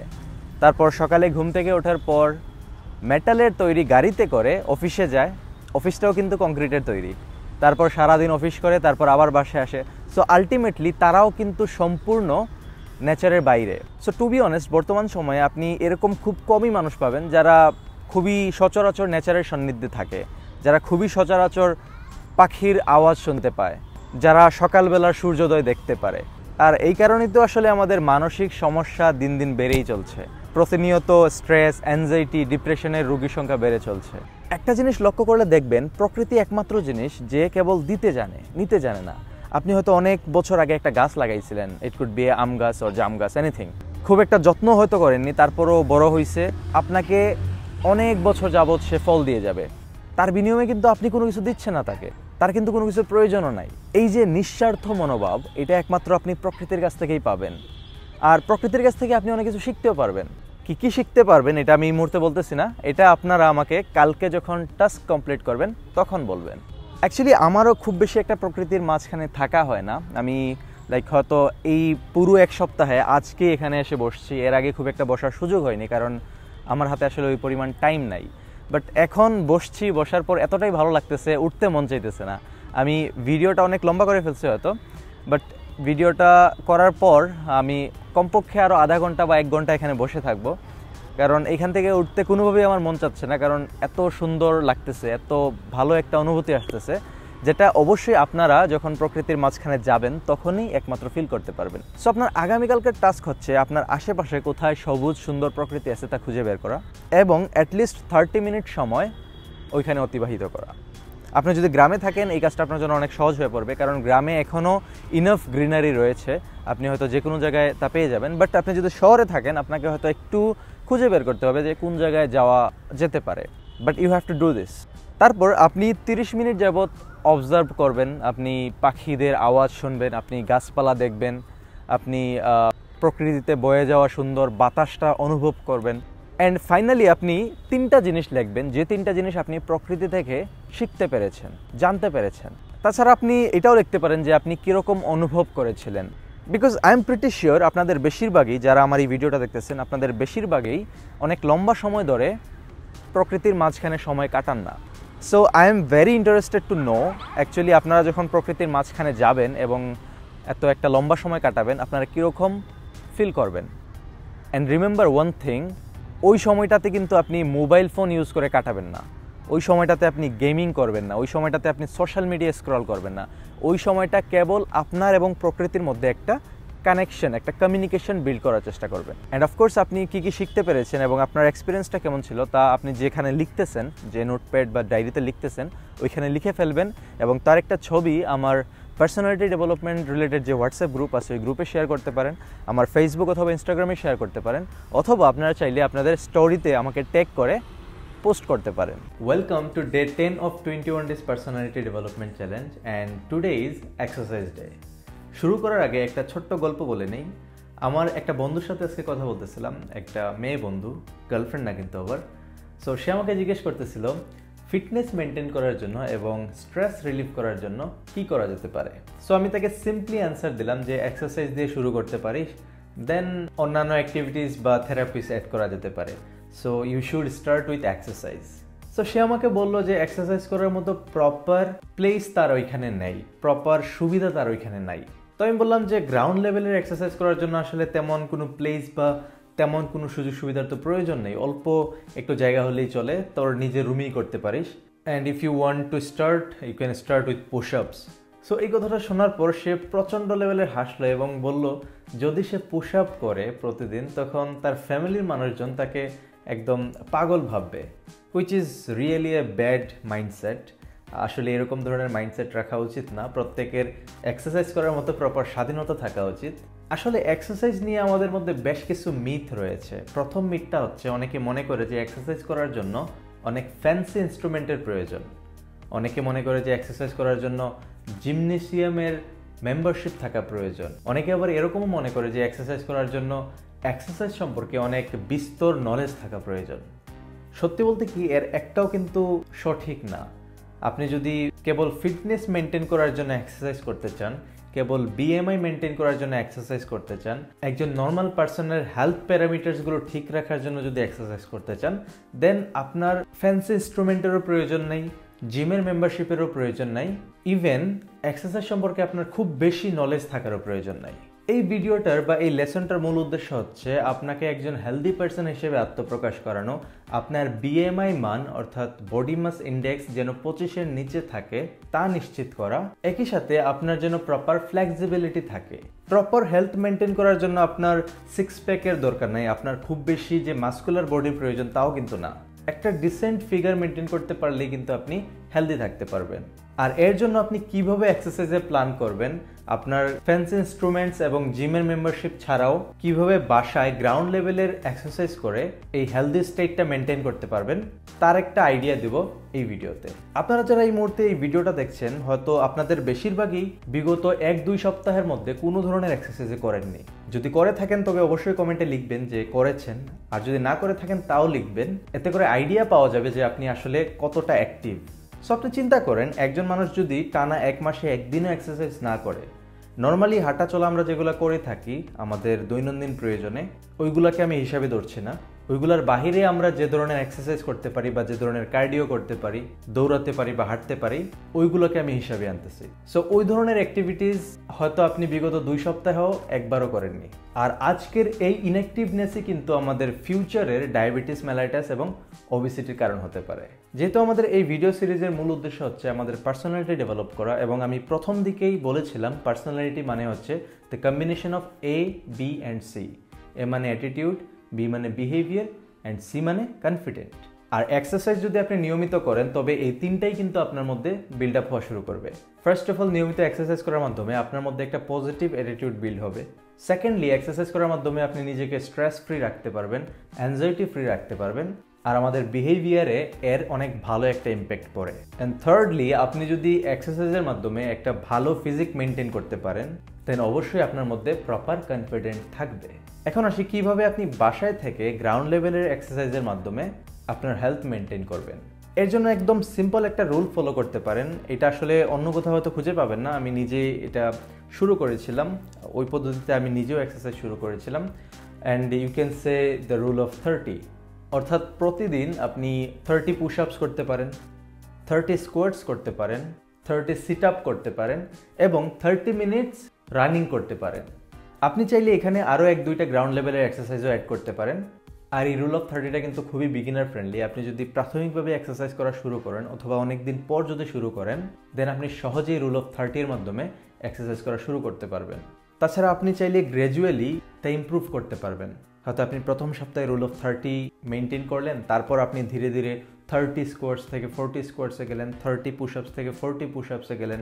হয়তো আপনি কার্ডিও করার জন্য আগে 30 মিনিট ব্যয় করতেন, এখন কার্ডিও করার জন্য আপনি 40 মিনিট দৌড়ালেন, বা অন্যান্য গ্রাউন্ড লেভেলের যে এক্সারসাইজগুলো আছে ওইগুলো আপনি 40 মিনিটস ধরে করলেন। এভাবে আপনি চাইলে নিয়মিত ইনক্রিজ করে যেতে পারেন, and definitely it will help you. So I hope আপনারা এখন বুঝে গেছেন যে এক্সারসাইজ করার জন্য আপনার খুবই ফ্যান্সি ইনস্ট্রুমেন্টের প্রয়োজন নেই, আপনার খুবই বড় কোনো স্পেসের প্রয়োজন নেই, জিমনেশিয়ামের মেম্বারশিপের প্রয়োজন নেই, ইভেন এক্সারসাইজ রিলেটেড অনেক বেশি আহামরি নলেজেরও প্রয়োজন নেই। আপনার কাছে যে নলেজ এই মুহূর্তে আছে তা দিয়েই আপনি নিয়মিত প্রপার এক্সারসাইজ করতে পারবেন। সো আপনার আগামীকালকার টাস্ক হচ্ছে আপনি চাইলে রুল অফ 30-এর মাধ্যমে অথবা আপনার যেরকম সুবিধা হয় আপনার সুবিধা মতো একটা এক্সারসাইজের রুটিন বানিয়ে নেবেন এবং ওই রুটিন মোতাবেক এক্সারসাইজ কমপ্লিট করবেন। দেন আপনি যে পেপারে আপনার প্রতিদিনের টাস্কগুলো লিখতেছিলেন ওই পেপারে আপনি সুন্দর করে লিখবেন যে আপনি কি কি এক্সারসাইজ করেছেন এবং কত সময় ধরে বা কতবার তা করেছেন। তারপর তা আপনি আমার হোয়াটসঅ্যাপ গ্রুপে শেয়ার করতে পারেন, অথবা আমার যে সোশ্যাল মিডিয়াগুলো আছে আমার ফেসবুকে অথবা আমার ইনস্টাগ্রামে তা আমার সাথে শেয়ার করতে পারেন। Welcome to day 11 of 21 days personality development challenge, and today is meditation day. Meditation আমাদের কাছে খুবই কমন একটা শব্দ, বাট খুবই আনকমন একটা অ্যাক্টিভিটি। আমাদের বেশিরভাগ মানুষই কখনোই মেডিটেশন করে না বা করতে চায় না। এর কারণ হচ্ছে মেডিটেশন সম্পর্কে খুব ভালো আইডিয়া কারো কাছে নাই। ধ্যান, মেডিটেশন এই শব্দগুলো যদিও সবাই শুনেছে, কিন্তু অ্যাকচুয়ালি এই শব্দগুলোর অর্থ কি, এইগুলা কিভাবে করতে হয় তা আসলে কেউ খুব একটা জানে না। বাট একদম সিম্পল, এটা আসলে খুবই কঠিন কোনো কাজ না। কাজটা সহজেই, কিন্তু মানুষজন জানার প্রয়াসটা রাখে না বা জানতে চায় না, এই জন্য আসলে মেডিটেশন করা হয় না। আমাদের এই 21শ শতাব্দীতে একজন মানুষের মাথায় প্রতিদিন গড়ে 50,000-এরও বেশি থটস আসে, which is 30 to 35 thoughts in a minute. So আপনি চিন্তা করেন, আপনার মাথায় যদি 1 মিনিটে 30 থেকে 35টা থটস আসে, আপনি আপনার মস্তিষ্ককে রেস্টে রাখবেন কখন? এটা সবসময় কোনো না কোনোভাবে চিন্তার মধ্যে আছে। অ্যান্ড অফকোর্স যখন আপনার মস্তিষ্ক প্রপার রেস্ট পাবে না, আপনি বিভিন্ন ধরনের মেন্টাল ডিসঅর্ডারে ভুগবেন। এই জন্য আমাদের সোসাইটিতে প্রতিনিয়ত স্ট্রেস, ডিপ্রেশন, অ্যাংজাইটি বেড়েই চলছে। আর এইগুলা কমানোর কিন্তু অন্যতম একটা সমাধান হচ্ছে মেডিটেশন। মেডিটেশন খুবই সহজ একটা শব্দ, বাট আমরা এটাকে কঠিন করে ফেলি। আমরা মনে করি যে মেডিটেশন করার জন্য হয়তো আমাকে পাহাড়ের চূড়ায় যেতে হবে, হয়তো আমাকে একটা খুবই ভালো সেট আপ লাগবে। বাট অ্যাকচুয়ালি এরকম কোনো কিছু প্রয়োজন নাই। আপনি আপনার রুমে বসে মেডিটেশন করতে পারবেন and it will be very effective. মেডিটেশনের একদম সহজ অর্থ হচ্ছে বাহ্যিক পৃথিবী থেকে নিজেকে আলাদা করে রাখা, কেবল নিজের উপর ফোকাস করা। সো আপনি যখন বাহ্যিক পৃথিবীর উপর ফোকাস করবেন না, বাহ্যিক পৃথিবীর যে থটস এর সোর্সগুলো আছে ওইগুলোর উপর আপনি ফোকাস করবেন না, তখন অটোমেটিক্যালি আপনার মাথায় খুব বেশি থটস আসবে না এবং আপনার মস্তিষ্ক একটা রিল্যাক্সেশন পাবে। এই মুহূর্তে আমাদের কাছে চিন্তা করার হাজার হাজার সোর্স রয়েছে, আমাদের আশেপাশে হাজার হাজার সোর্স রয়েছে যেগুলো নিয়ে আমরা চিন্তা করতে পারি। বাট আজ থেকে 50-100 বছর আগে এগুলো ছিল না। সো তখনকার মানুষ আসলে এত কিছু চিন্তা করতে পারতো না বা চিন্তা করার প্রয়োজন বোধ করতো না। মেডিটেশনের একদম সহজ অর্থ হচ্ছে আপনার নিজেকে বাহ্যিক পৃথিবী থেকে আলাদা করে রাখা, কেবল আপনার নিজের দিকে ফোকাস করা। সো আপনি যখন বাহ্যিক পৃথিবীর দিকে ফোকাস করবেন না, আপনার অলরেডি চিন্তা করার যে সোর্সগুলো আছে এগুলো কমে আসবে। সো আপনি জাস্ট আপনার নিজের উপর ফোকাস করতেছেন। সো আপনার কাছে থটস বা চিন্তা করার সোর্স কেবল একটাই। সো আপনার মাথায় আসলে এত হাজার হাজার চিন্তাভাবনা আসবে না, আপনি মস্তিষ্ককে প্রপার রেস্ট দিতে পারবেন। এখন আপনি মেডিটেশন কীভাবে করবেন? মেডিটেশন করার জন্য আপনাকে আহামরি কোনো কিছু করতে হবে না। আপনি আপনার রুমের মধ্যে খুবই রিল্যাক্সে বসে পড়বেন, একদম কমফোর্টেবলি বসে পড়বেন, যেভাবে আপনি বসতে কমফোর্টেবল ফিল করতেছেন আর কি। তারপর আপনি চেষ্টা করবেন যে যাতে করে বাহিরের যে শব্দ আছে, বাহিরের যে আওয়াজ আছে ওইগুলো যাতে আপনার রুমের মধ্যে খুব একটা না আসতে পারে। বা বাহিরের যদি প্রাকৃতিক সাউন্ড হয়, বা যদি ধরেন পশু পাখির আওয়াজ বা বাতাসের শব্দ, দ্যাটস ফাইন, বাট কোনো ধরনের যান্ত্রিক শব্দ যাতে আপনার রুমে না আসে। তারপর আপনি আপনার স্পাইন সোজা রেখে একদম রিল্যাক্সে বসবেন।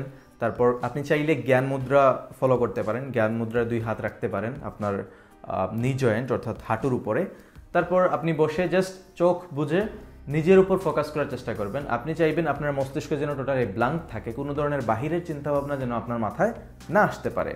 এটা আসলে বলা খুবই সহজ, বাট কাজটা করা তুলনামূলক অনেক কঠিন।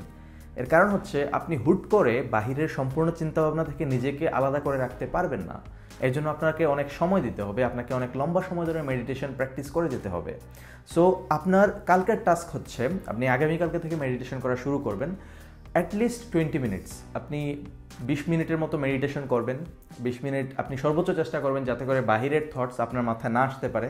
আপনি চাইবেন আপনার ব্রিদিংয়ের উপর ফোকাস করতে, আপনি ইনহেল করতেছেন এটার উপর ফোকাস করতে, আপনি এক্সহেল করতেছেন এটার উপর ফোকাস করতে। তারপর আপনি আপনার বডি পার্টের উপর ফোকাস করতে, যাতে অন্য কোনো ধরনের কোনো কিছুতে আপনি ফোকাস না করেন, অন্য কোনো ধরনের কোনো কিছু যেন আপনার মাথায় না আসে। That's it. আপনি যদি এইভাবে মোটামুটি প্রতিদিন 20 মিনিট করে করতে পারেন, then you will see a massive improvement after maybe 1 month or 2 month. তারপরে আপনি যখন এই ইমপ্রুভমেন্টটা দেখতে পারবেন, আপনি নিজে আসলে মেডিটেশন করতে স্বাচ্ছন্দ্য বোধ করবেন। সো আগামীকালকে আপনি মেডিটেশন করবেন অ্যান্ড অফকোর্স আপনি যে ডায়েরিতে বা যে নোটবুকে আপনি আপনার প্রতিদিনের টাস্কগুলো লিখতেছেন ওইখানে লিখে ফেলবেন যে আপনি মেডিটেশন করেছেন, কত সময় করেছেন তাও লিখবেন, এবং আপনি কতটা সফল হতে পেরেছিলেন বা আপনার মাথায় আসলে বাহিরের চিন্তাভাবনা এসেছিল কি না বা আপনি কতটা রেজিস্ট করতে পেরেছেন তাও লিখবেন। অ্যান্ড আপনি চাইলে আমার হোয়াটসঅ্যাপ গ্রুপে তা শেয়ার করতে পারেন, আপনি চাইলে আমার ফেসবুক কিংবা ইনস্টাগ্রামেও শেয়ার করতে পারেন, অথবা আপনি চাইলে ফেসবুক এবং ইনস্টাগ্রামে স্টোরিতে অ্যাড করতে পারেন আমাকে ট্যাগ করে। Welcome to day 12 of 21 days personality development challenge. আমাদের কোর্সের 50%-এরও বেশি শেষ। অনেকে হয়তো 2 দিন 3 দিন কিংবা 4 দিন পর হার মেনে নিয়েছেন, অনেকে এনার্জি লেভেল এখন পর্যন্ত ধরে রাখতে পেরেছেন, বাট হয়তো আর কয়েকদিন পরে আর থাকবে না। অনেকে পণ করে রেখেছেন যে না, এটা আমি কমপ্লিট করেই ছাড়বো। সো এই 3 ক্যাটাগরির মানুষ থাকতে পারেন এখানে, অ্যান্ড সবার জন্য আজকের লেসনটা খুবই গুরুত্বপূর্ণ হতে যাচ্ছে। সো আজকের দিনটা হচ্ছে আমাদের কনসিস্টেন্সি ডে। কনসিস্টেন্সি মানে হচ্ছে লেগে থাকা, কোনো কিছুতে লেগে থাকা। আপনি একটু চিন্তা করেন, আপনি হয়তো আজ থেকে 2 বছর 3 বছর 4 বছর আগে কোনো একটা স্কিল শেখা শুরু করেছিলেন। Anything, it could be an skill. কোনো স্কিলকে আমি এখানে ছোটো করে দেখছি না, শেখা শুরু করেছিলেন এবং 2 মাস 3 মাস কিংবা 4 মাস পর আপনি ওইটা ছেড়ে দিয়েছিলেন, ওইটা আপনি আর কন্টিনিউ করেননি। এখন আপনি ভাবেন, আপনি যদি এখন পর্যন্ত লাইক আপনি 3 বছর আগে শুরু করছিলেন, এখন পর্যন্ত প্রতিদিন অল্প অল্প করে লেগে থাকতেন, মানে একদম ওইটা ছেড়ে না দিয়ে যদি কোনোভাবে লেগে থাকতেন, আজকে আপনার লেভেলটা কোথায় থাকতো? আজকে আপনার ইমপ্রুভমেন্টটা কতটুকু থাকতো। অ্যাটমিক হ্যাবিট বইয়ের একটা কনসেপ্ট আছে, আমি হয়তো আমার আগের আরও বেশ কয়েকটা ভিডিওতে এই কনসেপ্টটা শেয়ার করেছি আপনাদের সাথে। কনসেপ্টটা হচ্ছে, আপনি যদি প্রতিদিন কোনো একটা স্কিলে 1% করে ইমপ্রুভ করার চেষ্টা করেন, বছর শেষে আপনি ওই স্কিলে 37% বেটার হয়ে যাবেন। মানে 37% না, অ্যাকচুয়ালি 37 টাইমস বেটার হয়ে যাবেন। মানে ওই স্কিলটা আপনি 100% শেখার পরও আপনি 37 বার এটা রিভাইজ করতে পারবেন, অনেকটা এরকম। সো এটা নির্ভর করে আসলে আপনি কোন স্কিলটা শিখতে যাচ্ছেন। যদি অনেক বড় কোনো একটা ফিল্ডে আপনি কাজ করতে চান, হয়তো আরও বেশি সময় লাগবে, বাট এটা একটা বেসিক ম্যাথমেটিক্যাল এক্সাম্পল আর কি। সো টানা 1 বছর যদি আপনি যে কোনো কিছুতে লেগে থাকতে পারেন, আপনি কোথায় চলে যাবেন একটু চিন্তা করেন। একইভাবে আমাদের এই কোর্সটা একদম শর্ট, মাত্র 21 ডেজ। আমি অনেক চিন্তা ভাবনা করেই এরকম প্ল্যান করেছিলাম। আমি প্রথমে ভাবছিলাম যে মোটামুটি 1 মাসের একটা চ্যালেঞ্জ নিব বা আর একটু লম্বা করব, বাট পরে ভাবলাম যে আসলে এত ধৈর্য নিয়ে, স্পেশালি আমাদের এই একবিংশ শতাব্দীতে এত ধৈর্য নিয়ে আসলে দেখার মতো মানুষজন খুব কমই আছে। তারপরেও যারা অনেক ইন্টারেস্টেড তারা হয়তো 21 ডেজ পর্যন্ত দেখতে পারবে, এই জন্য আসলে আমি এটা 21 ডেজে রাখছি। আর আরেকটা কথা আছে, আপনি যদি কোনো একটা জিনিস বা কোনো একটা কাজ টানা 21 দিন পর্যন্ত করতে পারেন, দেন ধরা হয় যে ওই 21 দিনে আপনার একটা অভ্যাস বিল্ড হয়ে যায়, একটা হ্যাবিট বিল্ড হয়ে যায়। এই জন্য আমি আরও এটাকে 21 ডেজের মধ্যে সীমাবদ্ধ করার চেষ্টা করেছি। আমরা ছোটোবেলা থেকে একটা বিষয় পড়ে এসেছি, তা হচ্ছে পরিশ্রমী সৌভাগ্যের প্রসূতি। অ্যাকচুয়ালি পরিশ্রম কেবল সৌভাগ্যের প্রসূতি না, কনসিস্টেন্টলি পরিশ্রম করতে পারলেই আপনি সৌভাগ্যের দেখা পাবেন। আজকে আপনি কঠোর পরিশ্রম করছেন, তারপর 3-4 দিন আপনার খবর নেই, তারপরের দিন আবার আপনি অনেক বেশি পরিশ্রম করছেন। অ্যাকচুয়ালি ওই রকম পরিশ্রম দিয়ে সৌভাগ্য পাওয়াটা খুবই খুবই খুবই কষ্টকর। সো আপনি যদি কনসিস্টেন্টলি প্রতিদিন 1 ঘন্টা আধা ঘন্টা করেও কোনো একটা লক্ষ্যের দিকে এগিয়ে যাওয়ার চেষ্টা করেন, আলটিমেটলি আপনি একটা টাইমে সহজেই ওই লক্ষ্যে পৌঁছাতে পারবেন এবং খুব ভালোভাবে পৌঁছাতে পারবেন। আজকের এই ভিডিও লেসনটা অনেকটা স্পার্কের মতো, অনেকটা স্পুলিংয়ের মতো কাজ করার কথা। এর কারণ হচ্ছে, আপনারা অনেকে হয়তো 10-12 দিন টাস্ক কমপ্লিট করার পর, 10-12 দিনের লেসনের পর অনেকটা বিরক্ত হয়ে গেছেন। অনেকে হয়তো এনার্জি লেভেল ম্যাচ করতে পারতেছেন না, অনেকে হয়তো 3-4 দিন পর ছেড়ে দিয়েছেন। সো আপনাদের কাছে আমার একটা সাজেশন থাকবে, তা হচ্ছে অবশ্যই কোর্সটা কমপ্লিট করার চেষ্টা করবেন। এর কারণ হচ্ছে, আপনি যদি কোনো একটা রাস্তায় হাঁটা শুরু করেন এবং আধা পথে গিয়ে তারপরে হোঁচট খান, which is very bad actually, ওইটা আমাদের অনেক বেশি রিগ্রেটের সৃষ্টি করে। সো আপনি যেহেতু 12 দিন বা এটা 12তম দিন, আজকে 12 দিন শেষ করতে পারছেন, আপনি অবশ্যই বাকি 9 দিনও শেষ করতে পারবেন। এতটুকু সাহস আপনার মধ্যে থাকতে হবে, এতটুকু কনফিডেন্ট আপনার মধ্যে থাকতে হবে। যেহেতু আমি প্রতিদিন ভিডিও লেসন শেয়ার করতে পারতেছি, অবশ্যই আপনারা টাস্ক কমপ্লিট করতে পারবেন। কারণ এখানে আমার প্রথমে স্ক্রিপ্টিং করতে হয়, তারপর ভিডিও শ্যুট করতে হয়, তারপর এডিট করতে হয়, তারপর প্রোডাকশন দিতে হয়। সো অনেকগুলো কাজ, অনেক সময় সাপেক্ষ ব্যাপার। বাট আপনারা ভিডিও লেসন দেখতেছেন, তারপর প্রতিদিনের কাজ কমপ্লিট করতেছেন। সো আপনাদেরও প্রচুর কষ্ট করতে হচ্ছে, এটা সত্য। কারণ personality development is not a simple task, এটাও আসলে অনেক কঠিন একটা কাজ, অনেক সময় দিতে হয়, অনেক সময় ধরে লেগে থাকতে হয়। বাট আমি আপনাদেরকে আমার পাশে চাই। সো আপনারা কারা এখন পর্যন্ত আমার সাথে লেগে আছেন, তারা কমেন্ট বক্সে জানাবেন যে আপনারা আমার সাথে লেগে আছেন এখন পর্যন্ত। আর কারা মাঝপথে ছেড়ে দিয়েছিলেন, আবার ওই জায়গা থেকে শুরু করতে চান, আপনারাও কমেন্ট করে জানাতে পারেন যে আমি ওইখান থেকে ছেড়ে দিয়েছিলাম, আবার শুরু করতে চাচ্ছি বা শুরু করছি।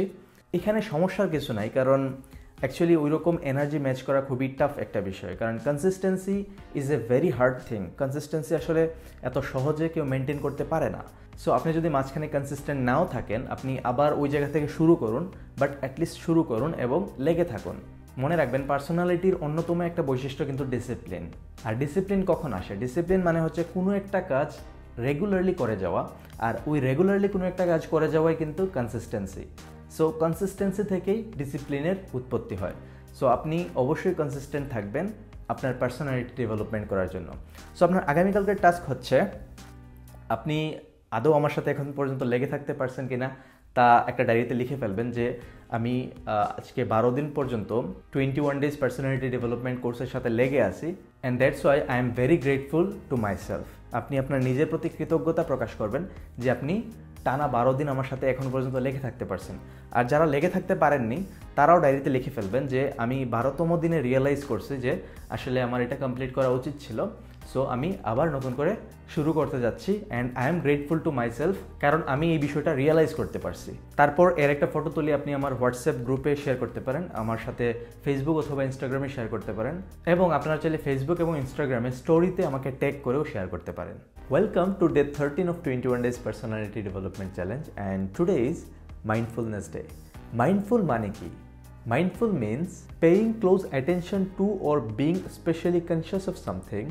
If you are aware of the fact that your friend is upset, you are mindful of her feelings. এখানে লাস্টের লাইনটা একটা এক্সাম্পল।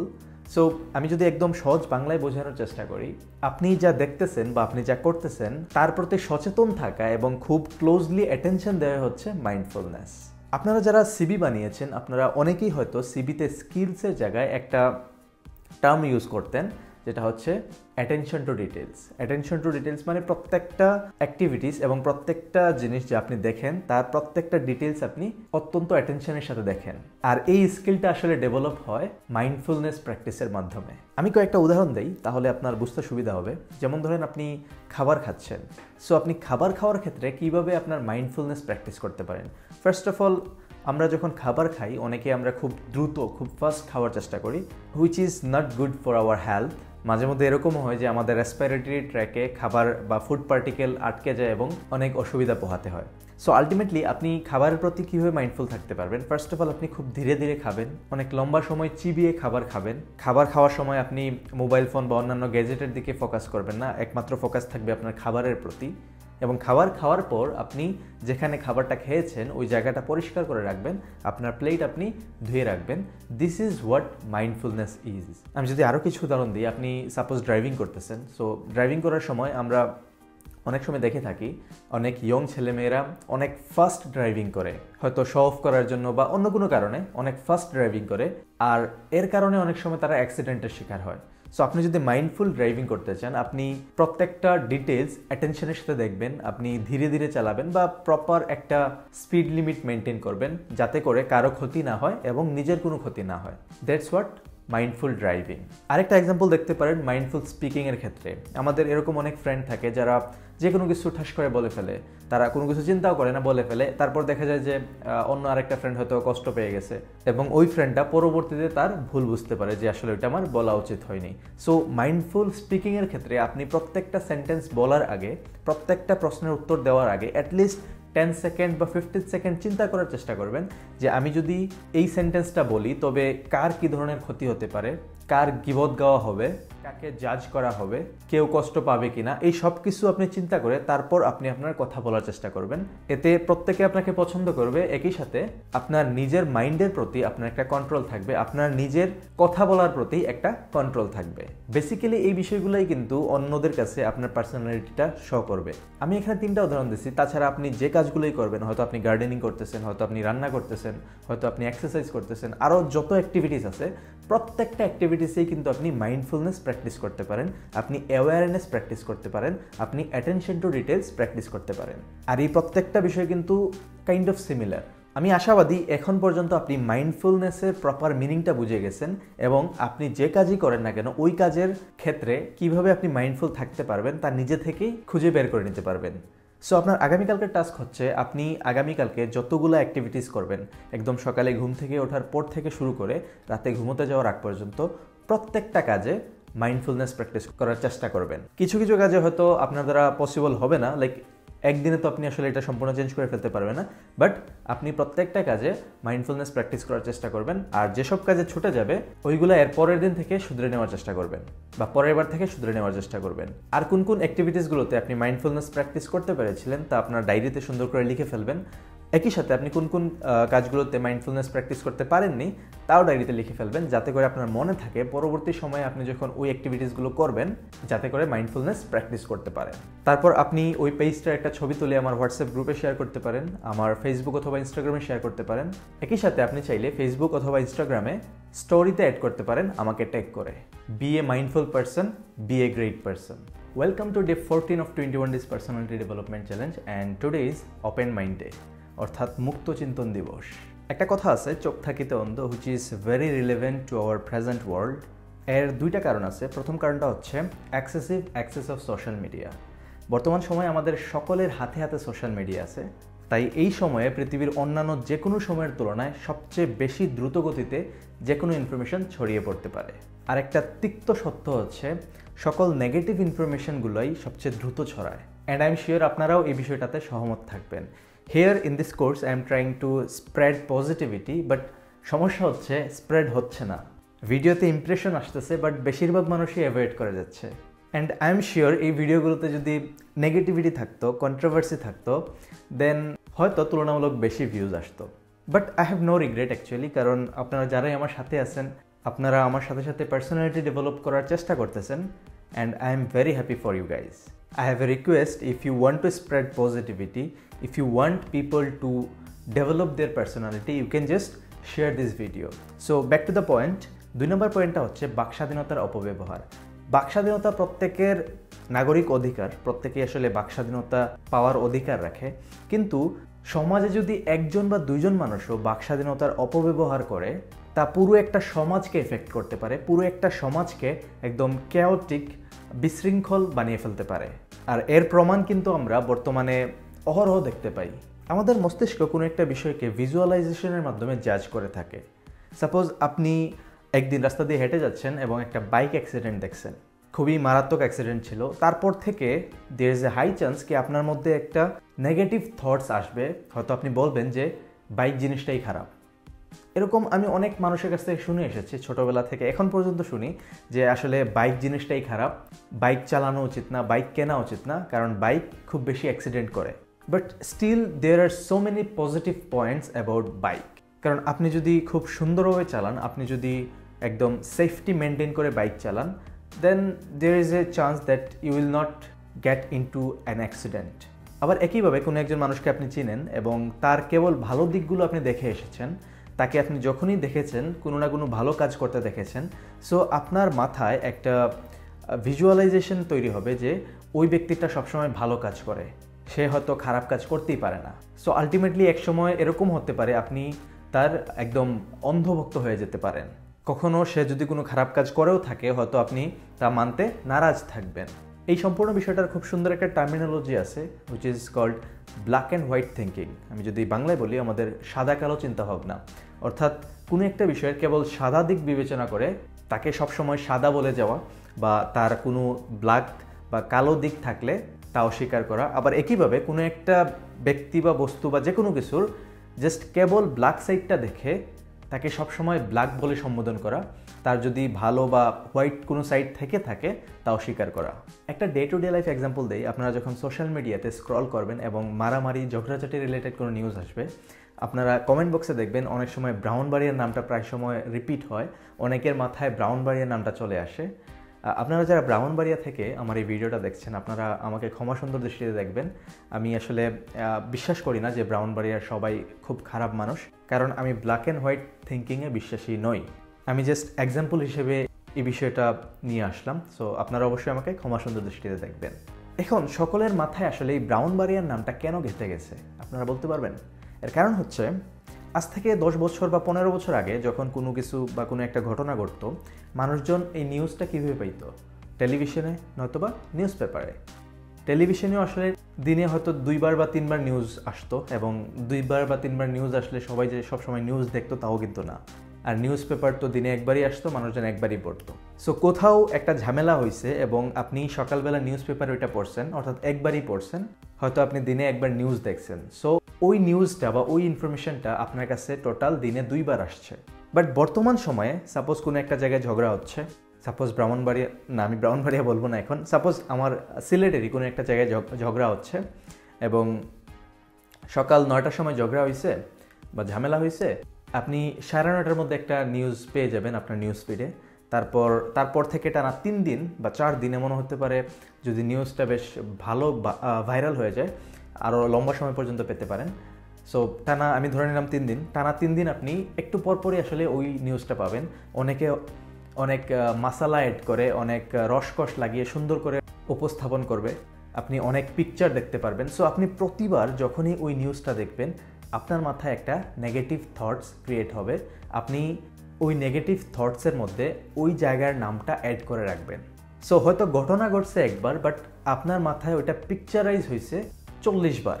আর ওই যে আমরা চোখ থাকিতে অন্ধ, আপনার 40 বার ওইটা পিকচারাইজ হয়েছে, আপনি 40 বার দেখছেন, বিলিভ করছেন, কিন্তু একবারও ভাবেননি বিষয়টা কতটুকু সত্য, কতটুকু যৌক্তিক, আদৌ এই নিউজটা অথেন্টিক কি না। আর যদিও অথেন্টিক হয়, যারা ঝগড়া করছে বা যারা ঝামেলা করছে তাদেরকেই কেন আমি দোষারোপ করব না, বাকি পুরো শহরের মানুষদেরকে কেন আমি দোষারোপ করব? ওইটা আসলে আমরা কেউ চিন্তা করি না। হয়তো কখনো ব্রাহ্মণবাড়িয়ার 2 গ্রুপের মধ্যে ঝামেলা হয়েছে, আমরা পুরো ব্রাহ্মণবাড়িয়াকে জুড়ে ফেলি যে ব্রাহ্মণবাড়িয়ার মানুষ খারাপ। হয়তো সিলেটের 2 গ্রুপের মধ্যে ঝামেলা হয়েছে, পুরো সিলেটের মানুষ খারাপ। হয়তো ময়মনসিংহের 2 গ্রুপের মধ্যে ঝামেলা হয়েছে, পুরো ময়মনসিংহ খারাপ। এই ধরনের চিন্তাভাবনাগুলো হচ্ছে ক্লোজড মেন্টালিটি, অর্থাৎ আপনার মস্তিষ্ক একটা বদ্ধ করে আবদ্ধ, ওইখান থেকে আপনি যা দেখতেছেন তাই বিলিভ করতেছেন, এর বাইরে কোনো কিছু আপনি চিন্তাই করতে পারতেছেন না, আউট অফ দ্য বক্স আপনি চিন্তাই করতে পারতেছেন না। অ্যান্ড অবভিয়াসলি একজন ভালো পার্সোনালিটি সম্পন্ন মানুষের মধ্যে ক্লোজ মেন্টালিটি থাকবে না, তারা সবসময় ওপেন মাইন্ডেড থাকবে, তারা সব কিছু নিয়ে বিস্তর চিন্তা ভাবনা করবে। সো আপনার আগামীকালকার টাস্ক হচ্ছে আপনি সকাল থেকে সন্ধ্যা পর্যন্ত বা রাত পর্যন্ত যতগুলা নিউজ পাবেন, যতগুলো ইনফরমেশন পাবেন, আগে ওই ইনফরমেশনগুলো যাচাই বাছাই করবেন, তারপর ওই ইনফরমেশনের ভিত্তিতে কেবল ওই ব্যক্তিদেরই দোষারোপ করবেন, ওই ব্যক্তিদের সম্পর্কে আপনি লিখবেন বা বলবেন যারা সত্যিকার অর্থেই দোষী। কোনো একটা শহরের 50 জন মানুষ ঝামেলা করছে, আপনি কেবল ওই 50 জনের দিকেই আঙুল তুলবেন, আপনি কখনোই পুরো শহরটাকে নিয়ে কিছু বলবেন না, আপনি কখনোই পুরো শহরের মানুষকে খারাপ বলবেন না। সো এভাবে প্রত্যেকটা নিউজের উপর আপনি বিস্তর চিন্তা করবেন, প্রত্যেকটা নিউজকে যাচাই বাছাই করার চেষ্টা করবেন, অ্যান্ড ওপেন মাইন্ডেড থাকবেন। অন্ধের মতো কোনো কিছুর প্রতি যাচাই বাছাই না করে আঙুল তুলবেন না। অ্যান্ড একই সাথে কোন কোন বিষয়গুলো আপনি উপলব্ধি করতে পেরেছিলেন, কোন কোন বিষয়গুলো আপনি যাচাই করেছেন এবং কি কি রেজাল্ট পেয়েছেন তা আপনার ডায়েরিতে লিখে ফেলবেন। দেন আপনার ওই ডায়েরিতে যেখানে আপনি লিখেছেন ওই পেজের একটা ছবি তুলে আমার হোয়াটসঅ্যাপ গ্রুপে শেয়ার করতে পারেন, আমার ফেসবুক অথবা ইনস্টাগ্রামে শেয়ার করতে পারেন, এবং আপনি চাইলে ফেসবুক এবং ইনস্টাগ্রামের স্টোরিতে আমাকে ট্যাগ করে পোস্ট করতে পারেন। Welcome to day 15 of 21 days personality development challenge, and today is confident day. Confident একটা লাইফ লং প্রসেস, এটা আসলে একদিন বা 2 দিনে আপনার মধ্যে বিল্ড হবে না, অনেক লম্বা সময় প্র্যাকটিস করার পর আপনি প্রপার কনফিডেন্ট হতে পারবেন। বাট আজকের ভিডিওতে আমি কয়েকটা টিপস শেয়ার করব, যে টিপসগুলো যদি আপনি নিয়মিত ফলো করেন দেন ল্যাক অফ কনফিডেন্টের যে স্টেজটা আছে ওই স্টেজটা কাটিয়ে উঠতে আপনার জন্য সহজ হবে, অ্যান্ড আলটিমেটলি একটা টাইমে আপনি নিজের প্রতি অনেক বেশি কনফিডেন্ট ফিল করবেন। আমি এখনও প্রায় সময় রিগ্রেট ফিল করি, কারণ আমি ভাবি যে ছোটোবেলায় এরকম অনেক অপরচুনিটিস এসেছিলো আমার কাছে, তখন যদি আমি আমার ভয়েস উঠাতাম হয়তো আজকে আমার অ্যাচিভমেন্ট আর অনেক বেশি থাকতো। এরকম অনেক স্টেজে আমি গেছি, যেসব স্টেজে আমার অপরচুনিটি ছিল কিছু বলার, বাট আমি বলতে পারি নাই কারণ আমি কনফিডেন্ট ছিলাম না। আমার ক্লাসে অনেক সময় আমার কাছে অনেক অপরচুনিটিস এসেছিল, যে অপরচুনিটিসগুলো যদি আমি কাজে লাগাতে পারতাম হয়তো এই মুহূর্তে আমার অনেক ভালো ভালো মানুষদের সাথে অনেক ভালো ভালো সম্পর্ক থাকতো, বাট আমি ল্যাক অফ কনফিডেন্টের কারণে ওই অপরচুনিটিসগুলোও কাজে লাগাতে পারিনি। আপনাদের অনেকের সাথে হয়তো এরকম হয়ে থাকতে পারে। আমি একটা উদাহরণ দেই। সাপোজ আপনাদের ক্লাসে একজন টিচার আপনাকে কোয়েশ্চেন করছে, what is the value of পাই। আমার ক্ষেত্রে কি হইতো, যদি আমার টিচার আমাকে এরকম কোয়েশ্চেন করতো, আমি জানতাম আনসার, বাট আমি মনে মনে বলতে থাকতাম যে the value of pi is 3.1416। So মনে মনে আমি আনসার দিতে থাকতাম, বাট ভয়েসটা উঁচু করার মতো সাহসটা আমার মধ্যে ছিল না, and that is lack of confident. এই বিষয়টা আসলে প্রিটি কমন। অনেক স্টুডেন্ট আছে যারা অনেক বেশি কনফিডেন্ট থাকে, ক্লাসে চট করে কোনো কিছু বলে ফেলতে পারে, অ্যান্ড আলটিমেটলি তারা অনেক ভালো ভালো পর্যায়ে খুব সহজেই চলে যেতে পারে।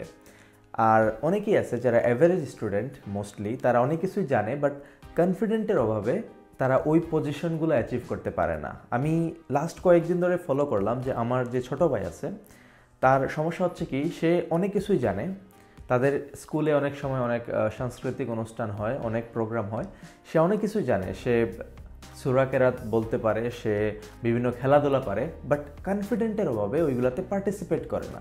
So I was encouraging him for last few days, and ultimately কিছুদিন আগে সে জয়েন করা শুরু করছে। আমি বলছি না এটা টোটালি আমার কৃতিত্ব, এখানে আমার ফ্যামিলির অনেকেই তাকে উৎসাহ দিয়েছে। সো আলটিমেটলি সে অ্যাটেন্ড করতে পারছে, সে পার্টিসিপেট করতে পারছে, অ্যান্ড আলটিমেটলি সে বেশ কিছু প্রাইজও জিততে পারছে। সো এরকম অনেক স্টেজ আছে যেসব স্টেজে আপনার একটু কনফিডেন্ট দরকার, আর কোনো কিছু না, বাকিটা আপনি জানেন, আপনার মধ্যে বাকি কোয়ালিটিসগুলো আছে, জাস্ট একটু কনফিডেন্ট দরকার যাতে আপনি ওইখানে নিজেকে শো অফ করতে পারেন। সো এই ভিডিওতে আমরা 3টা টিপস নিয়ে আলোচনা করব, যে 3টা টিপস যদি আপনি ফলো করেন, যে 3টা টিপস যদি আপনি অ্যাপ্লাই করেন আপনার মধ্যে, দেন হোপফুলি ল্যাক অফ কনফিডেন্টের যে স্টেজটা আছে ওইটা কাটিয়ে উঠতে আপনার জন্য বেশ সহজ হবে। ফার্স্ট স্টেপটা হচ্ছে you have to think everyone as human. অনেকে হাসতে পারেন যে আমরা তো সবাইকে মানুষ হিসেবে বিবেচনা করি। অ্যাকচুয়ালি মানুষ হিসেবে আমরা বিবেচনা করি, বাট আমরা যখন কোথাও কোনো কিছু বলতে যাই তখন সবাইকে আমরা অন্যরকমভাবে চিন্তা করি। সবাইকে ভাবি যে সে আমার চেয়ে হয়তো অনেক বেশি জানে, সে হয়তো আমাকে নিয়ে হাসাহাসি করবে। বাট এখানে আপনাকে বিবেচনা করতে হবে যে আপনি যেরকম মানুষ, আপনার পাশে বসে থাকা স্টুডেন্টটাও এক্স্যাক্টলি ওই রকমই একজন মানুষ। আপনি যেরকম ভুলগুলো করতে পারেন সেও ওই রকম ভুলগুলো করতে পারে। শুধু সে না, ইভেন আপনার যে টিচার থাকবেন উনিও ওনার জীবনে এরকম ভুল করে আসছেন। সো এখানে আলটিমেটলি আপনার হারানোর কিছু নাই। আপনি হয় জিতবেন নয় কোনো কিছু শিখবেন। আর যদি কেউ আপনাকে নিয়ে হাসাহাসিও করে, that's absolutely fine. But to be honest, হাসাহাসি করার মতো সাহসটাও কিন্তু ম্যাক্সিমামের মধ্যে থাকবে না। কারণ আপনি দেখবেন আপনার একজন বন্ধু যদি কোনো একটা স্টেজে উঠে কোনো কিছু বলে, একদম পারফেক্টলি যদি নাও বলে, আপনি তাকে নিয়ে হাসাহাসি করেন না, বরং আপনি হাততালি দেন। এর কারণ কি? এর কারণ হচ্ছে আপনি যে কাজটা করতে পারেননি সে ওই কাজটা করতে পেরেছে। সো এখন থেকে যখনই আপনার কাছে এরকম অপরচুনিটিস আসবে, কখনোই ভাববেন না যে আপনার পাশে বসা ব্যক্তিটা আপনাকে নিয়ে কি ভাববে, আপনি যদি মিস্টেক করেন তবে তারা কি বলবে, তারা আপনাকে নিয়ে হাসাহাসি করবে কিনা। এইগুলা একদমই ভাবার বিষয় না। আপনি জাস্ট আপনাকে শো অফ করবেন, আপনার কনফিডেন্ট দেখাবেন। সেকেন্ড টিপসটা হচ্ছে dress up properly. Dress up properly মানে এখানে আমি একদমই বোঝাতে যাচ্ছি না যে আপনারা অনেক দামি কাপড় চোপড় পরবেন, অনেক ভালো ভালো ব্র্যান্ডের কাপড় চোপড় পরবেন। আপনি যেরকম কাপড় চোপড়ই পরেন it's fine, but it has to be pressed, মানে আয়রন করা থাকতে হবে। It has to be clean, মানে পরিষ্কার থাকতে হবে। সাপোজ আপনি একজোড়া জুতা পরে হাঁটতেছেন যেটা একদম কাদা লাগানো, এদিকে ওইদিকে মাটির স্পট দেখা যাচ্ছে। সো ওই জুতা নিয়ে কি আপনি কারো সামনে কনফিডেন্টলি দাঁড়াতে পারবেন? Of course not. It doesn't matter আপনার জুতা কত টাকা দিয়ে কিনছেন, আপনি 5,000 টাকা দিয়ে কিনছেন নাকি 200 টাকা দিয়ে কিনছেন। যদি আপনার জুতা একদম পরিষ্কার থাকে, আপনি কিন্তু সহজেই কারো সামনে দাঁড়াতে পারবেন, সুন্দর করে নিজেকে শো অফ করতে পারবেন। বাট আপনি যত দামি জুতা পরেন না কেন, আপনার যদি জুতা ময়লা থাকে, আপনার যদি জুতাতে বিভিন্ন ধরনের স্পট থাকে, আপনি কিন্তু মানুষের সামনে খুব সহজে দাঁড়াতে পারবেন না। একইভাবে উপরের কাপড় চোপড়ের ক্ষেত্রেও তাই আপনি যত পরিষ্কার পরিচ্ছন্ন কাপড় পরবেন, যত সুন্দর করে প্রেসড করা কাপড় পরবেন, অটোমেটিক্যালি আপনি ততটা কনফিডেন্ট ফিল করবেন। So this is very important. পরিষ্কার পরিচ্ছন্ন থাকা আমাদের কনফিডেন্ট বুস্ট করতে অনেক অনেক বেশি সাহায্য করবে। অ্যান্ড 3 নম্বর টিপটা একটু জটিল হতে পারে। টিপটা হচ্ছে put your self in an uncomfortable situation. সহজ ভাষায় যদি আমি বলি, ফেস ইউর ফিয়ার। অর্থাৎ আগে আপনি যেসব সিচুয়েশন ফেস করতে অনেক ভয় পেতেন, আপনি এখন ওই সিচুয়েশনগুলো ধীরে ধীরে ফেস করা শুরু করবেন। নর্মালি আমরা যেসব সিচুয়েশন নিয়ে ভয় পেয়ে থাকি, ওইসব সিচুয়েশনে যদি আমরা একদম ফেইলিওরও হয়ে যাই, আমাদের আসলে জীবনের তেমন আহামরি কোনোই ক্ষতি হবে না। যেমন আপনাকে একটা বক্তৃতা দিতে বলা হয়েছে, আপনি অনেক বেশি ভয় পাইতেছেন, বাট রিমেম্বার ওয়ান থিং, আপনি যদি ওই বক্তৃতা দিতে গিয়ে আপনি দিতে পারেন না বা ফেল করেন, it's not a big deal actually. আপনি 5 বছর পরে ওইটা নিয়ে আর ভাববেনও না, কেউই ভাববে না। আমাদের জীবনের খুবই খুবই ক্ষুদ্র একটা ইভেন্ট হচ্ছে ওইটা। বাট ওই ক্ষুদ্র ইভেন্টটা যদি আপনি ফেস করতে পারেন, ইট ডাজেন্ট ম্যাটার আপনি এটা ভালোভাবে এক্সিকিউট করতে পেরেছিলেন কিনা, বাট আপনি যদি ফেস করতে পারেন, আগামী 5 বছর পর এর ফলাফল কিন্তু আপনি বিশাল আকারে পাবেন। So start facing your fear. Hopefully এই 3টা টিপস আপনার কনফিডেন্ট বুস্ট করতে আপনাকে অনেক সাহায্য করবে। অ্যান্ড আপনার আগামীকালকের টাস্ক হচ্ছে আপনি আগামীকালকে থেকেই এই 3টা টিপস আপনার জীবনে অ্যাপ্লাই করা শুরু করবেন। যারা স্টুডেন্ট আছেন, আপনারা নিয়মিত স্কুলে যান, সো আপনাদের ক্ষেত্রে আসলে অ্যাপ্লিকেশন করাটা অনেক সহজ হবে, কারণ ক্লাসেও আপনি অ্যাপ্লাই করতে পারেন, বন্ধু মহলেও আপনি অ্যাপ্লাই করতে পারেন, বিভিন্ন অনুষ্ঠান হতে পারে স্কুলে, বিভিন্ন ফাংশন হতে পারে, ওইগুলোতে আপনি অ্যাপ্লাই করতে পারেন। যারা প্রফেশনাল লাইফে আছেন, আপনার প্রফেশনাল এনভায়রনমেন্টে আপনি ওইটা অ্যাপ্লিকেশন করতে পারেন। সো কালকে থেকেই আপনি এই 3টা টিপস আপনার জীবনে অ্যাপ্লিকেশন করে কনফিডেন্ট বিল্ড করার চেষ্টা করবেন। অ্যান্ড কালকে আপনি কোন কোন ক্ষেত্রে ওই টিপসগুলো ব্যবহার করতে পারবেন তা আপনি সুন্দর করে আপনার ডায়েরিতে লিখে ফেলবেন। অ্যান্ড আপনি ওই পেজটা ফটো তুলে আমার হোয়াটসঅ্যাপ গ্রুপে শেয়ার করতে পারেন, আমার ফেসবুকে অথবা ইনস্টাগ্রামে শেয়ার করতে পারেন, এবং চাইলে আপনারা ফেসবুক এবং ইনস্টাগ্রামে আপনাদের স্টোরিতে আমাকে ট্যাগ করে শেয়ার করতে পারেন। Welcome to day 16 of 21 days personality development challenge and today is no junk food day. বর্তমান সময়ে আমরা আমাদের পাকস্থলীটাকে একটা ডাস্টবিন বানিয়ে ফেলেছি। আমরা যা ইচ্ছা তাই দিচ্ছি। আমাদের মধ্যে সকলেই অনেকে জেনে অনেকে না জেনে, বাট জাঙ্ক ফুড সকলেই খাচ্ছে। তাই জাঙ্ক ফুড সম্পর্কে আইডিয়া থাকাটা খুব জরুরি। আপনারা যদি গুগল ট্রান্সলেটে জাঙ্ক শব্দের অর্থটা খুঁজে বের করার চেষ্টা করেন, অথবা আপনার কাছে যদি কোনো ডিকশনারি থাকে এবং ওই ডিকশনারিতে জাঙ্ক শব্দের অর্থটা খুঁজে বের করার চেষ্টা করেন, তবে দেখবেন জাঙ্ক শব্দের অর্থ আবর্জনা, লিটারালি আবর্জনা। So what does junk food mean, এটা আপনারা সবাই জানেন। জাঙ্ক ফুডের আন্ডারে যে খাবারগুলো আসবে তা হচ্ছে বিস্কিট, চকলেট, সুইটস, কেকস, তারপর আমরা যে ফাস্ট ফুড খাই, বার্গার, পিৎজা, ফ্রেঞ্চ ফ্রাইজ, হটডগস ইত্যাদি ইত্যাদি। এছাড়াও আমরা যেসব কোল্ড ড্রিঙ্কস খেয়ে থাকি, যেমন কোকাকোলা আছে, পেপসি আছে, 7 আপ আছে, সবগুলোই কিন্তু জাঙ্ক ফুডের আন্ডারে আসবে। এর বাইরেও জাঙ্ক ফুডের লিস্ট কিন্তু বিশাল লম্বা, অ্যান্ড আমরা সবাই প্রতিদিনই কোনো না কোনোভাবে ওই খাবারগুলো খেয়ে থাকি, which are very dangerous for our health. Junk food খাবার ফলে সাধারণত যেসব কমন ডিজিজ হয়ে থাকে তার মধ্যে আমি যদি কয়েকটা লিস্ট করি, যেমন ডায়াবেটিস আছে, ওবেসিটি আছে, স্কিন ডিজিজ আছে, ফ্যাটি লিভার আছে, এগুলো হচ্ছে কমন কিছু ডিজিজ। এবং আপনি ভালো করে খেয়াল করলে দেখবেন আমাদের সোসাইটিতে এই ডিজিজগুলো প্রতিনিয়ত দ্রুত ছড়াচ্ছে। So you can guess junk ফুডের প্রকোপটা আমাদের সমাজে কতটা বৃদ্ধি পেয়েছে। আমাদের মস্তিষ্ক আসলে সবসময় প্লেজারেবল জিনিস চায়, খাবারের ক্ষেত্রেও সেম। অ্যান্ড আনফর্চুনেটলি জাঙ্ক ফুডগুলো খুবই টেস্টি হয়ে থাকে। আপনার বাড়ির সামনে যদি একটা বার্গারের শপ ওপেন হয় এবং যেখানে খুব ভালো বার্গার পাওয়া যায়, খুব টেস্টি বার্গার পাওয়া যায়, আপনি একদিন খাইলেন এবং খাওয়ার পর দেখলেন যে না, আসলেই স্বাদটা খুব দারুণ, আই এম প্রিটি শিওর যে আপনি এরপরে বেশ কয়েকদিন টানা ওইখানে যেতে থাকবেন, কারণ বার্গারটা আপনার কাছে খুবই টেস্টি ফিল হয়েছিল। আপনি কিন্তু একবারও চিন্তা করবেন না যে এই বার্গারটা আমার হেলথের উপর কীরকম এফেক্ট করতে পারে। একইভাবে যদি আপনার বাড়ির সামনে একটা হেলদি জুস কর্নার ওপেন হয়, যেখানে আপনি একদম হেলদি জুসগুলো পাবেন, সাপোজ অ্যাশগার্ড জুস, করলার জুস, কিউকাম্বার জুস, নিমের জুস ইত্যাদি ইত্যাদি, যেগুলো খেতে খুবই বিচ্ছিরি লাগে বাট আমাদের হেলথের জন্য খুবই ভালো, আই এম প্রিটি শিওর আপনি ওই দোকানের দিকে একদিনও যাবেন না। কারণ আমাদের মস্তিষ্ক আমাদেরকে ওই দিকেই ফোর্স করে যেদিকে আমরা প্লেজার পাবো, শান্তি পাবো, এটা খাবারের ক্ষেত্রে হোক কিংবা কোনো অ্যাক্টিভিটিসের ক্ষেত্রে হোক। But you have to have control. আপনার কন্ট্রোল যদি না থাকে, আপনার নিজের মস্তিষ্কই আপনাকে ধ্বংস করে দেবে।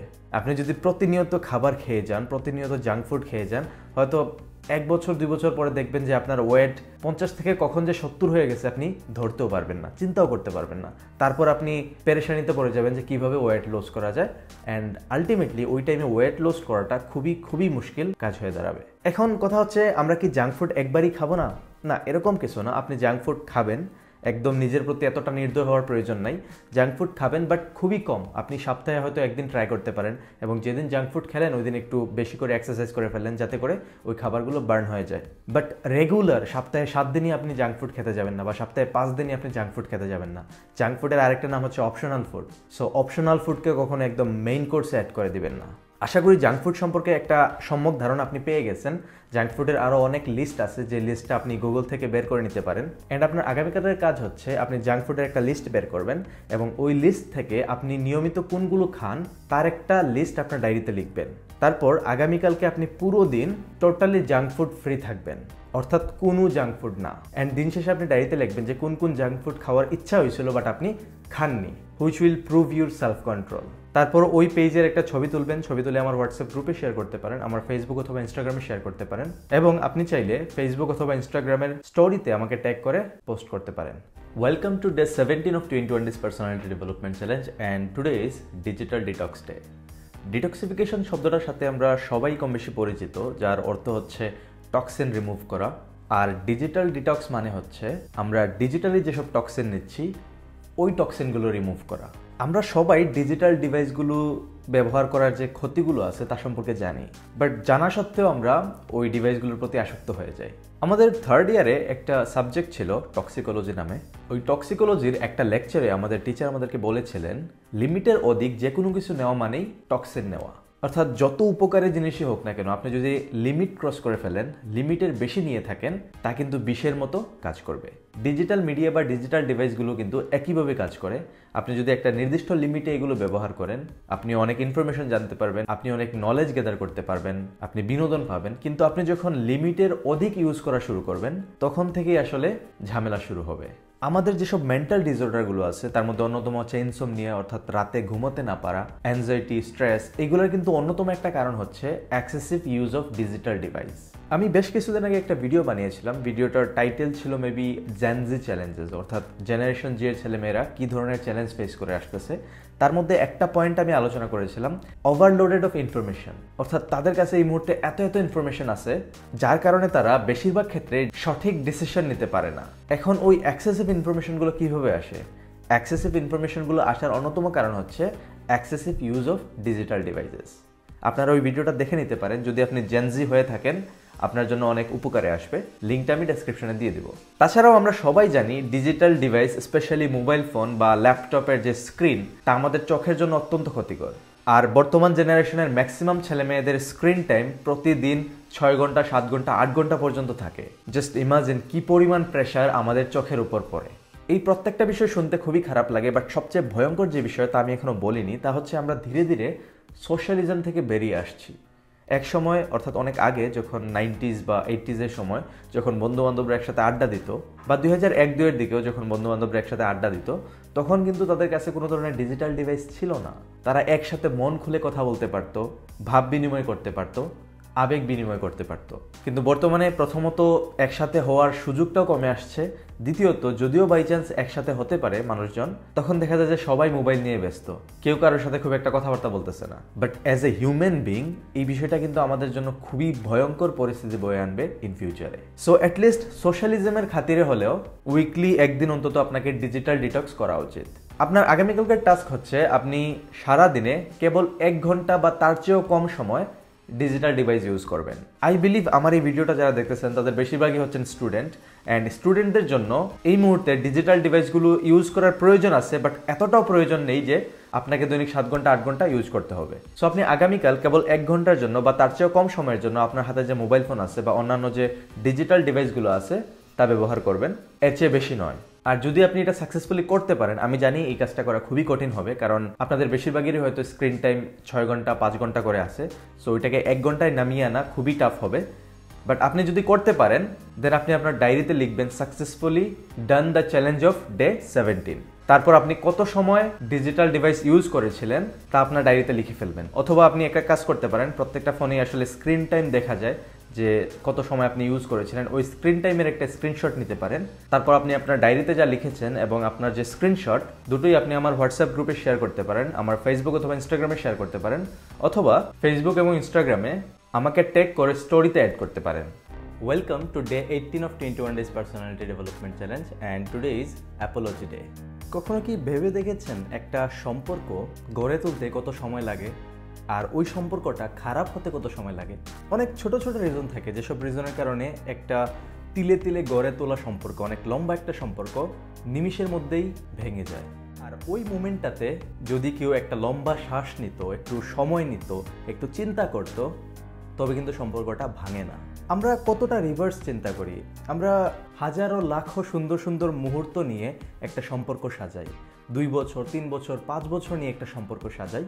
তারপর দেখা যায় যে একদিন 2 দিন কিংবা যে কোনো একটা দুইটা ইভেন্টের বা একটা দুইটা অ্যাক্টিভিটিসের কারণে আমরা ওই সম্পর্কটা ভেঙে দিই। ওই মোমেন্টটাতে আমরা এর আগের যে এত সুন্দর সুন্দর মোমেন্টগুলো ছিল তা একদম ভুলে যাই। কখনোই একটা ধাপে কোনো সম্পর্ক ভাঙে না। সাপোজ আপনি একজনের উপর রাগ করেছেন, তার কোনো কর্মকাণ্ডে আপনি খুশি নন, এখানে কিন্তু আপনাদের সম্পর্ক ভাঙবে না। সম্পর্কটা ভাঙে এর পরবর্তী ধাপে, যখন আমাদেরকে ইগো ডমিনেন্ট করে, যখন আমাদের দম্ভ ডমিনেন্ট করে। যে কোনো ধরনের সম্পর্ক হতে পারে, it could be friends, it could be GF BF, it could be husband wife, it could be parent children, it could be relatives. সব ধরনের সম্পর্কেই কিন্তু কখনো না কখনো বা কোনো একটা পর্যায়ে ফাটল ধরার অবস্থা তৈরি হয়। আর যদি ওই অবস্থাতে আপনি একটু ইগো এবং প্রাইডের মাসালা অ্যাড করেন, দ্যাটস ইট, এই সম্পর্ক আর কখনোই আপনি টিকিয়ে রাখতে পারবেন না। যখন একটা সম্পর্ক প্রাথমিকভাবে ভেঙে যায়, তখন একটা অ্যাপোলজি ইনাফ ওই সম্পর্কটাকে জোড়া লাগানোর জন্য। বাট আমরা কি করি, আমরা আমাদের ইগোয়ের তাড়নায় আমরা চাই যে না, আমি কেন অ্যাপোলজি চাইবো, আমি কেন ক্ষমা চাইবো, আমি কেন সরি বলবো। It has to be he or she যে আমাকে সরি বলবে, যে আমার কাছে অ্যাপোলজি চাইবে, যে আমার কাছে ক্ষমা চাইবে। অপর দিকেও কিন্তু একই রকম চিন্তাভাবনা চলে, সেও চিন্তা করে যে না, আমি কেন অ্যাপোলজি চাইবো, আমি কেন ক্ষমা চাইবো। আর এভাবেই দিনের পর দিন চলতে থাকে এবং এক সময় দেখা যায় যে ওই সম্পর্কটা আর কোনোভাবেই টিকিয়ে রাখা পসিবল হয় না। আমি এরকম অনেক ফ্রেন্ডশিপ দেখেছি যারা দুইজনই আমার মিউচুয়াল ফ্রেন্ড ছিল, অর্থাৎ ফ্রেন্ড এ এবং ফ্রেন্ড বি এর মধ্যে একটা ঝামেলা হয়েছে এবং তাদের ফ্রেন্ডশিপটা নষ্ট হয়ে গেছে। যেখানে 1 নাম্বার জন্য আমার ফ্রেন্ড, 2 নাম্বার জন্য আমার ফ্রেন্ড, বাট ওই বিষয়গুলো আমি অনেক পরে জানতে পারছি। আর তাদের ফ্রেন্ডশিপ নষ্ট হওয়ার একমাত্র কারণ কি? ওই যে ইগো, ওই যে প্রাইড, যে আমি কেন সরি বলবো, আমি কেন অ্যাপোলজি চাইবো, একমাত্র ওইটাই। বাট একজন ভালো পার্সোনালিটি সম্পন্ন ব্যক্তি কখনোই এরকম চিন্তা করবে না। যে কোনো সম্পর্ক টিকিয়ে রাখার ক্ষেত্রে সে সবসময় আগে থাকবে, সে সবসময় নিজে থেকে প্রস্তুত থাকবে। অ্যান্ড আপনারা যারা এখানে পার্সোনালিটি ডেভেলপমেন্ট করার জন্য এসেছেন, সত্যিকার অর্থেই পার্সোনালিটি ডেভেলপমেন্ট করার জন্য এসেছেন, আপনাদের মধ্যে যদি এরকম চিন্তাভাবনা থাকে, আপনাদের মধ্যে যদি এরকম ইগো থাকে, you have to kill this ego. আমার মধ্যে এই মনোভাবটা 1 থেকে 1.5 বছর আগে এসেছিল, যখন আমি একটা ওভারঅল ওয়েলবিংয়ের উপর কোর্স করতেছিলাম। তখন রিলেশনশিপের উপর একটা লেকচার ছিল। ওই লেকচারে আমাদেরকে একটা টাস্ক দিছিলেন, যে টাস্কটা আমি আজকে আপনাদেরকে দিব। ওই টাস্কটা খুবই কঠিন ছিল, বাট আমি আমার ইগোকে বলিদান দিয়ে ওই টাস্কটা কমপ্লিট করেছিলাম। অ্যান্ড টু বি অনেস্ট, এর রেজাল্ট খুবই খুবই খুবই ভালো ছিল। আমার এরকম 4-5 জন ফ্রেন্ড ছিল, আত্মীয় স্বজন ছিল, যাদের সাথে আমি কথাবার্তা বলতাম না, এবং আমি কখনো চাইতামও না যে আমি তাদেরকে সরি বলি বা তাদের কাছে গিয়ে আমি ক্ষমা চাই, বা আমার কাছে কখনো মনে হয় নাই যে আমার কোনো দোষ ছিল। বাট ইট ডাজন্ট ম্যাটার আপনার কোনো দোষ আছে কি না। আপনি যদি সম্পর্ক টিকিয়ে রাখতে চান, then you have to be a soft hearted person. অনেক ক্ষেত্রে কিন্তু অ্যাপোলজির প্রয়োজন পড়ে না। আপনার বন্ধুরা, যে বন্ধুর সাথে আপনি অনেক দিন যাবত কথাবার্তা বলতেছেন না, সেও একদম অধীর আগ্রহে অপেক্ষা করছে কখন আপনি তার সাথে কথা বলতে চাইবেন। অ্যান্ড আই এম শিওর আপনিও একই চিন্তাভাবনায় দিন গুনছেন। সো এই ক্ষেত্রে অ্যাপোলজিরও প্রয়োজন পড়ে না। আপনি জাস্ট তার সাথে কথা বলেন, আপনি জাস্ট তাকে হাই লিখে একটা মেসেজ সেন্ড করেন, এতে করেই কিন্তু সম্পর্কটা রিভাইভ হয়ে যায়। আপনার আগামীকালকের টাস্ক হচ্ছে, আপনার যেসব বন্ধুদের সাথে আপনার সম্পর্কের ফাটল ধরেছে, আপনার যেসব বন্ধুদের সাথে আপনার সম্পর্ক বিচ্ছিন্ন হয়ে গেছে কোনো একটা ছোটোখাটো কনভারসেশনের কারণে, নতুবা খুবই ছোটোখাটো কোনো একটা রিজনে, তাদের সাথে আপনি রিকমিউনিকেট করবেন। কিভাবে করবেন আমি বলে দিচ্ছি। আপনি তাদেরকে টেক্সট করবেন, কার দোষ ছিল, কার সরি বলা উচিত ছিল, এইসব কোনো কিছু বলার দরকার নেই। আপনি তাকে একটা টেক্সট করবেন, বলবেন যে আমাদের ওই দিনের পর আর কোনো কনভারসেশন হয় নাই, বাট এর আগে আমাদের সম্পর্কটা এতটাই গভীর ছিল, আমরা অনেক অনেক সুন্দর মুহূর্ত একসাথে কাটিয়েছি। একসাথে কাটানো কিছু ইনসিডেন্টসের উদাহরণও নিয়ে আসতে পারেন। অ্যান্ড তারপর আপনি ফাইনালি বলবেন যে যা হয়েছে হয়েছে, আই থিঙ্ক আমার ওইভাবে রিয়েক্ট করা উচিত ছিল না, so I am very sorry and I want to revive our relationship. এটা আপনি বাংলাতেও লিখতে পারেন, ইংলিশেও লিখতে পারেন, it's totally up to you, but you have to do this. এখন অনেকেই ভাবতে পারেন যে যদি সে কোনো রিপ্লাই না দেয় বা যদি সে আমার সাথে কথা বলতে না চায়, তবে কি হবে? তবে কিছুই হবে না। এটা আপনার দায়িত্ব ছিল, এটা আপনার রেসপন্সিবিলিটি ছিল একটা সম্পর্ক টিকিয়ে রাখার জন্য। বাট যদি অপোজিট সাইড থেকে কোনো ধরনের রিয়েকশন না আসে, অপোজিট সাইড থেকে যদি কোনো ধরনের রেসপন্স না আসে, তখন আর ওইটা আপনার হাতে থাকবে না। তখন আপনি ওইটা নিয়ে ভাববেন না। অ্যাটলিস্ট আপনার মাথায় যে নেগেটিভ থটটা ছিল, যে আমাদের মধ্যে একটা বেশ ভালো সম্পর্ক ছিল, একটা ছোটোখাটো কারণে আমাদের সম্পর্কটা নষ্ট হয়ে গেছে, ওই যে চিন্তাটা ছিল ওইটা আর থাকবে না। আপনি তখন আপনার নিজেকে বুঝ দিতে পারবেন যে আমি আমার জায়গা থেকে যথেষ্ট চেষ্টা করেছি সম্পর্কটা টিকিয়ে রাখার জন্য। So that's what you will do tomorrow. তারপর আপনার এক্সপিরিয়েন্সটা আপনি যে ডায়েরিতে লিখতেছেন ওইখানে লিখে ফেলবেন। আপনার কয়জন ফ্রেন্ড কীরকমভাবে রিয়েক্ট করেছে তা লিখে ফেলবেন, এবং তার একটা ছবি তুলে আমার হোয়াটসঅ্যাপ গ্রুপে শেয়ার করতে পারেন, আমার ইনস্টাগ্রাম অথবা ফেসবুকে শেয়ার করতে পারেন, এবং আপনি চাইলে ইনস্টাগ্রাম এবং ফেসবুকে স্টোরিতে আমাকে ট্যাগ করে পোস্ট করতে পারেন। Welcome to day 19 of 21 days personality development challenge and today is skill day. আপনি একটু 5 বছর পেছনে যান এবং চিন্তা করেন 5 বছর আগে থেকে শুরু করে আজকের দিন পর্যন্ত আপনি কতগুলো স্কিল শেখার জন্য প্রিপারেশন নিয়েছিলেন বা প্ল্যান করেছিলেন। আমি বলবো ভিডিওটা এখানে পজ করে কাগজ কলম নিয়ে ঝটপট লিখে ফেলুন, একটা লিস্ট তৈরি করে ফেলুন যে আপনি কতগুলো স্কিল এখন পর্যন্ত শেখার জন্য প্ল্যান করেছিলেন। তারপর অপর পাশে এখন পর্যন্ত আপনি কয়টা স্কিল শিখতে পেরেছেন তা লিখুন। মোস্ট প্রবাবলি অপর পাশে যে লিস্টটা তৈরি হবে ওই লিস্টটা ফাঁকা থাকার সম্ভাবনাই বেশি, কারণ আমরা প্ল্যান করি অনেক, প্রিপারেশন নিই অনেক কিছুর জন্য, বাট দিন শেষে দেখা যায় যে কিছুই করা হয় না। এই মুহূর্তে আমাদের হাতে পৃথিবীর যে কোনো সময়ের তুলনায় সবচেয়ে বেশি পরিমাণ সোর্স আছে শেখার জন্য। আপনি চাইলে এখন বই কিনতে পারতেছেন, আপনার আশেপাশে লাইব্রেরিতে ইনাফ বই রয়েছে, যে কোনো বিষয়ের যে কোনো ধরনের বই আপনি পেয়ে যাবেন। যদি আপনি লাইব্রেরিতে না যেতে চান, পৃথিবীর সকল স্কিলের PDF বুক এখন আপনি অনলাইনে পেয়ে যাবেন, তাও আপনি ফ্রিতে পেয়ে যাবেন। তারপর আসবে আমাদের সবচেয়ে বড় এডুকেশন ফিল্ড, ইউটিউবে আপনি যা খুশি তা সার্চ করেন। আপনি যদি ওই রিলেটেড কোনো কোর্স না পান, ওই রিলেটেড কোনো ইনফরমেশন না পান, দেন আমাকে বললেন। ইউটিউবে বর্তমানে সব কিছু আছে, ইচ অ্যান্ড এভরিথিং। সো এই মুহূর্তে আপনার যা দরকার তা হচ্ছে শেখার আগ্রহ, শেখার ইচ্ছা। আপনি গুগলে আর্টিকেল পড়তে পারেন, আপনি পিডিএফ বুক পড়তে পারেন, আপনি হার্ড কপি পড়তে পারেন, আপনি ইউটিউবে ভিডিও দেখতে পারেন। সো শেখার অপশনের অভাব নাই। আমাদের যে জিনিসটার অভাব তা হচ্ছে ইচ্ছা, আগ্রহ। আর আজকের দিনে মূলত আপনাকে ওই আগ্রহটাকেই জাগিয়ে তুলতে হবে। কোনো কিছু শেখার জন্য যা প্রয়োজন তা হচ্ছে প্রথমত স্টার্ট করা। আপনি যাই শিখতে চান, আপনি যতই প্ল্যান করেন, যতই প্রিপারেশন নেন, আপনি যদি স্টার্ট না করেন আপনার রেজাল্ট কিন্তু জিরোই থাকবে। So at first you have to start করার পর আপনার টার্গেট থাকবে গো ডিপার। আপনি একবার শুরু করছেন, তারপর ধীরে ধীরে ডিপ যেতে থাকবেন। তারপর আমাদের যে চ্যালেঞ্জটা আসবে তা হচ্ছে প্রোক্রাস্টিনেশন। আর প্রোক্রাস্টিনেশন বিট করার জন্য যা প্রয়োজন তা হচ্ছে প্রোডাক্টিভিটি। আপনাকে প্রোডাক্টিভিটি বাড়াতে হবে। প্রোডাক্টিভিটি রিলেটেড অলরেডি আমাদের একটা লেসন কমপ্লিট হয়ে গেছে অ্যান্ড হোপফুলি আপনারা নিয়মিত তা প্র্যাকটিস করে আসতেছেন। So you can beat it. So আপনি যখন প্রোডাক্টিভলি নিয়মিত কোনো একটা স্কিল শিখে যাবেন, তা শেখা আপনার জন্য কিন্তু খুব একটা কষ্টকর হবে না। আপনি প্রতিদিন অল্প অল্প করে যদি সময় দেন, তাতেই কিন্তু কাজ হয়ে যাবে। এরপর আমাদের সবচেয়ে বড় চ্যালেঞ্জটা আসবে, তা হচ্ছে ল্যাক অফ কনসিস্টেন্সি। আপনি হয়তো কোনো কিছু শেখা শুরু করলেন, তারপর 15 দিন, 20 দিন, 30 দিন পর্যন্ত ট্রাই করে গেলেন, অনেক কিছু অলরেডি শিখে ফেলেছেন। বাট তারপর যদি আপনি ওই পথটা হারিয়ে ফেলেন, আপনি যদি ছিটকে পড়ে যান, তবে কিন্তু আপনার সকল কষ্ট মাটি হয়ে যাবে। So you have to be consistent. আপনি 30 দিন কনসিস্টেন্ট ছিলেন, তারপর আরও 30 দিন আপনাকে কনসিস্টেন্ট থাকতে হবে, তারপর আরও 30 দিন আপনাকে কনসিস্টেন্ট থাকতে হবে। এইভাবে যখন আপনি বছর 2 বছর নাগাদ কোনো কিছুতে কনসিস্টেন্ট থাকতে পারবেন, যে কোনো স্কিলে প্রতিদিন অল্প একটু সময় করে, আধা ঘন্টা, 45 মিনিট, 1 ঘন্টা করে যদি আপনি প্রতিদিন সময় দেন এবং 1 বছর নাগাদ কোনো একটা স্কিলে আপনি কনসিস্টেন্ট থাকেন, you can easily master the skill. আপনার আগামীকালকের টাস্ক হচ্ছে, আপনি এতদিন পর্যন্ত যেসব স্কিল শেখার জন্য প্ল্যান করে আসছিলেন, অথবা হয়তো আপনার মাথায় এখন একটা প্রেজেন্ট প্ল্যান থাকতে পারে যে আপনি কোনো একটা স্কিল শিখতে চাচ্ছেন কিন্তু শুরু করতে পারতেছেন না, আপনি আগামীকালকে শুরু করে দেবেন। নো সেকেন্ড থট, দ্বিতীয় কোনো ধরনের চিন্তা করার প্রয়োজন নাই, আপনি জাস্ট শুরু করে দেবেন।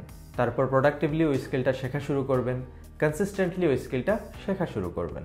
যে কোনো স্কিল হতে পারে, it could be cooking, it could be driving, it could be any digital skill, আপনি জাস্ট শেখা শুরু করে দিবেন। সো আজকের দিনটার উদ্দেশ্য হচ্ছে আপনাকে কোনো একটা স্কিল শেখার জন্য শুরু করানো। জাস্ট এরকম না যে আপনি একদিনে কোনো একটা স্কিল শিখে ফেলবেন, আপনি জাস্ট শুরু করবেন, দেন কন্টিনিউয়াসলি শিখে যাবেন। দেখা গেল যে আপনি আগামীকাল শুরু করছেন, বাট 2 দিন পর আপনি তা আবার বন্ধ করে দিয়েছেন, তবে কিন্তু স্কিলডের মহত্ব আর রইল না। সো আপনাকে শুরু করতে হবে অ্যান্ড কন্টিনিউয়াসলি ওইটা শিখে যেতে হবে। আবার এরকম অনেকেই আছেন যারা বেশ কিছু স্কিল জানেন, বাট কোনোটাতে আসলে মাস্টার না, কোনোটাই বেশ ভালোভাবে জানেন না, মিডল পর্যায়ে আছেন সব কিছুর ক্ষেত্রে। এক্ষেত্রে যদি আপনারা নতুন কোনো স্কিল শুরু না করতে চান, দ্যাটস ফাইন। আপনি যে স্কিলটা অলরেডি জানেন, মোটামুটি জানেন, ওইটার পেছনে আপনি আগামীকালকে থেকে আবার কাজ করা শুরু করুন, যাতে করে আপনি ওইটাতে মাস্টার করতে পারেন, যাতে একটা সময় আপনি ওইটাতে লিডিং পর্যায়ে থাকেন। সো আপনি আগামীকালকে যে স্কিলটা শেখা শুরু করবেন তা আপনি আপনার ডায়েরিতে লিখে ফেলবেন এবং কালকের তারিখটাও লিখবেন যে আপনি এত তারিখ থেকে স্কিলটা শেখা শুরু করছেন। আর ওই তারিখের পেছনে আপনি 1 বছর পরের বা 1.5 বছর পরের আরেকটা তারিখ লিখবেন অ্যান্ড আপনি আলটিমেটলি 1.5 বছর পরে ওই স্কিলটা নিয়ে কোথায় পৌঁছাতে চান বা ওই স্কিলটার কতটুকু শিখতে চান তা লিখে ফেলবেন। তারপর ওই পেজের একটা ছবি তুলে আপনি আমার হোয়াটসঅ্যাপ গ্রুপে শেয়ার করতে পারেন, আমার ফেসবুক অথবা ইনস্টাগ্রামে শেয়ার করতে পারেন এবং আপনি চাইলে ফেসবুক এবং ইনস্টাগ্রামে স্টোরিতে আমাকে ট্যাগ করে পোস্ট করতে পারেন। Welcome to day 20 of 21 days personality development challenge and today is happiness day. আমাকে দেখে মনে হচ্ছে না যে আজকে হ্যাপিনেস ডে? পৃথিবীতে সকল মানুষেরই প্রধান গোল হচ্ছে হ্যাপিনেস। অনেকে 2 হাতে টাকা কামাইতেছে, উদ্দেশ্য কি? হ্যাপিনেস। অনেকে দিনরাত লেখাপড়া করতেছে, উদ্দেশ্য কি? অ্যাচিভমেন্ট। অ্যাচিভমেন্টের উদ্দেশ্য কি? হ্যাপিনেস। আলটিমেটলি সবাই যে জিনিসটা চায় তা হচ্ছে সুখ। আমাদের জীবনে সুখের উৎস কি? একটা positive mindset, good relationships, exercise, meditation, accomplishments, achievements ইত্যাদি ইত্যাদি, তাই না? এদের মধ্যে সবচেয়ে গুরুত্বপূর্ণ কোনটা? অ্যাডাল্ট ডেভেলপমেন্টের উপর হার্ভার্ড থেকে একটা রিসার্চ করা হয়, যেখানে তারা প্রায় 724 জন ব্যক্তির লাইফ ট্র্যাক করে, তাও 75 বছর ধরে। বিশাল লম্বা একটা রিসার্চ প্রজেক্ট। অর্থাৎ ওই 724 জন ব্যক্তির শিশুকাল থেকে শুরু করে একদম বৃদ্ধকাল পর্যন্ত তাদের জীবনের প্রতিটা অংশ ট্র্যাক করা হয়। অ্যান্ড এই 75 বছর পর 724 জন মানুষের জীবন ট্র্যাক করে তাদের জীবন থেকে যেসব ডাটা কালেক্ট করা হয়, তার উপর ভিত্তিতে রিসার্চের রেজাল্টটা কি আসে? রিসার্চের রেজাল্টটা এরকম আসে যে একজন ব্যক্তির জীবনে হ্যাপিনেস এবং ওয়েলবিংয়ের জন্য সবচেয়ে গুরুত্বপূর্ণ যে বিষয় তা হচ্ছে পজিটিভ অ্যান্ড হেলদি রিলেশনশিপ। অনেকের প্রচুর টাকা পয়সা আছে, কিন্তু সে একা, তার বন্ধুবান্ধব নাই, তার পরিবারের কারোর সাথে তার কোনো যোগাযোগ নাই। আপনি তাকে জিজ্ঞেস করে দেখতে পারেন। আই ক্যান গ্যারান্টি সে কখনোই বলবে না যে সে একজন হ্যাপি মানুষ, সে একজন সুখী মানুষ। অন্যদিকে একজন মানুষ যে মোটামুটিভাবে চলাফেরা করতে পারে, হয়তো অনেক বেশি টাকা পয়সার মালিক না, বাট তার অনেক ভালো বন্ধুবান্ধব আছে, তার আত্মীয় স্বজনের সাথে ভালো যোগাযোগ আছে, তার ফ্যামিলির সাথে তার ভালো একটা কমিউনিকেশন আছে, ভালো একটা বন্ডিং আছে, সে কিন্তু অনেক সুখী মানুষ। সো আমাদের জীবনে সুখী হওয়ার জন্য সবচেয়ে বেশি গুরুত্বপূর্ণ বিষয়গুলোর একটা হচ্ছে হেলদি অ্যান্ড হ্যাপি রিলেশনশিপ। তাছাড়া অ্যাচিভমেন্টেরও দরকার আছে, অ্যাচিভমেন্টও সুখের উৎস, বাট হেলদি রিলেশনশিপ থেকে এর ভ্যালুটা তুলনামূলক কম। আপনাদের অনেকের মনে কোয়েশ্চেন আসতে পারে যে এই কোর্সটা তো অলমোস্ট শেষের দিকে, আজকের পরে আর কেবল একটা লেকচার বাকি থাকবে, সো হ্যাপিনেস ডেটা একদম শেষের দিকে কেন আসলো? এটা তো প্রথম দিকে থাকার কথা, তাই না? এই কোর্সের একটা উদ্দেশ্য হচ্ছে পার্সোনালিটি ডেভেলপ করা, অন্য আরেকটা গুরুত্বপূর্ণ উদ্দেশ্য হচ্ছে আপনাকে আপনার নিজের কাছে সুখী মানুষ হিসেবে পরিচয় করিয়ে দেওয়া।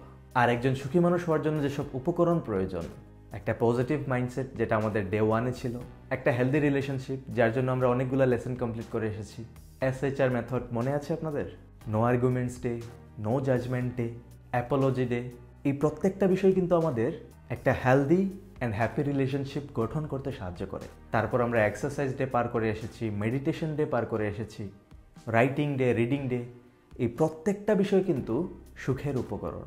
সুখের আরেকটা অন্যতম উপকরণ হচ্ছে অ্যাচিভমেন্ট। অ্যাচিভমেন্টের জন্য কিন্তু আমরা একটা এক্সারসাইজ করে এসেছি, কিভাবে আপনি আপনার গোল অ্যাচিভ করবেন। মনে আছে স্কিল ডে, যেখানে আপনি একটা স্কিল ডেভেলপ করার জন্য প্রতিজ্ঞাবদ্ধ ছিলেন, প্রতিদিন প্র্যাকটিস করে যাবেন, তারপর ওই স্কিলের থ্রুতে আপনি আপনার গোল অ্যাচিভ করতে পারবেন।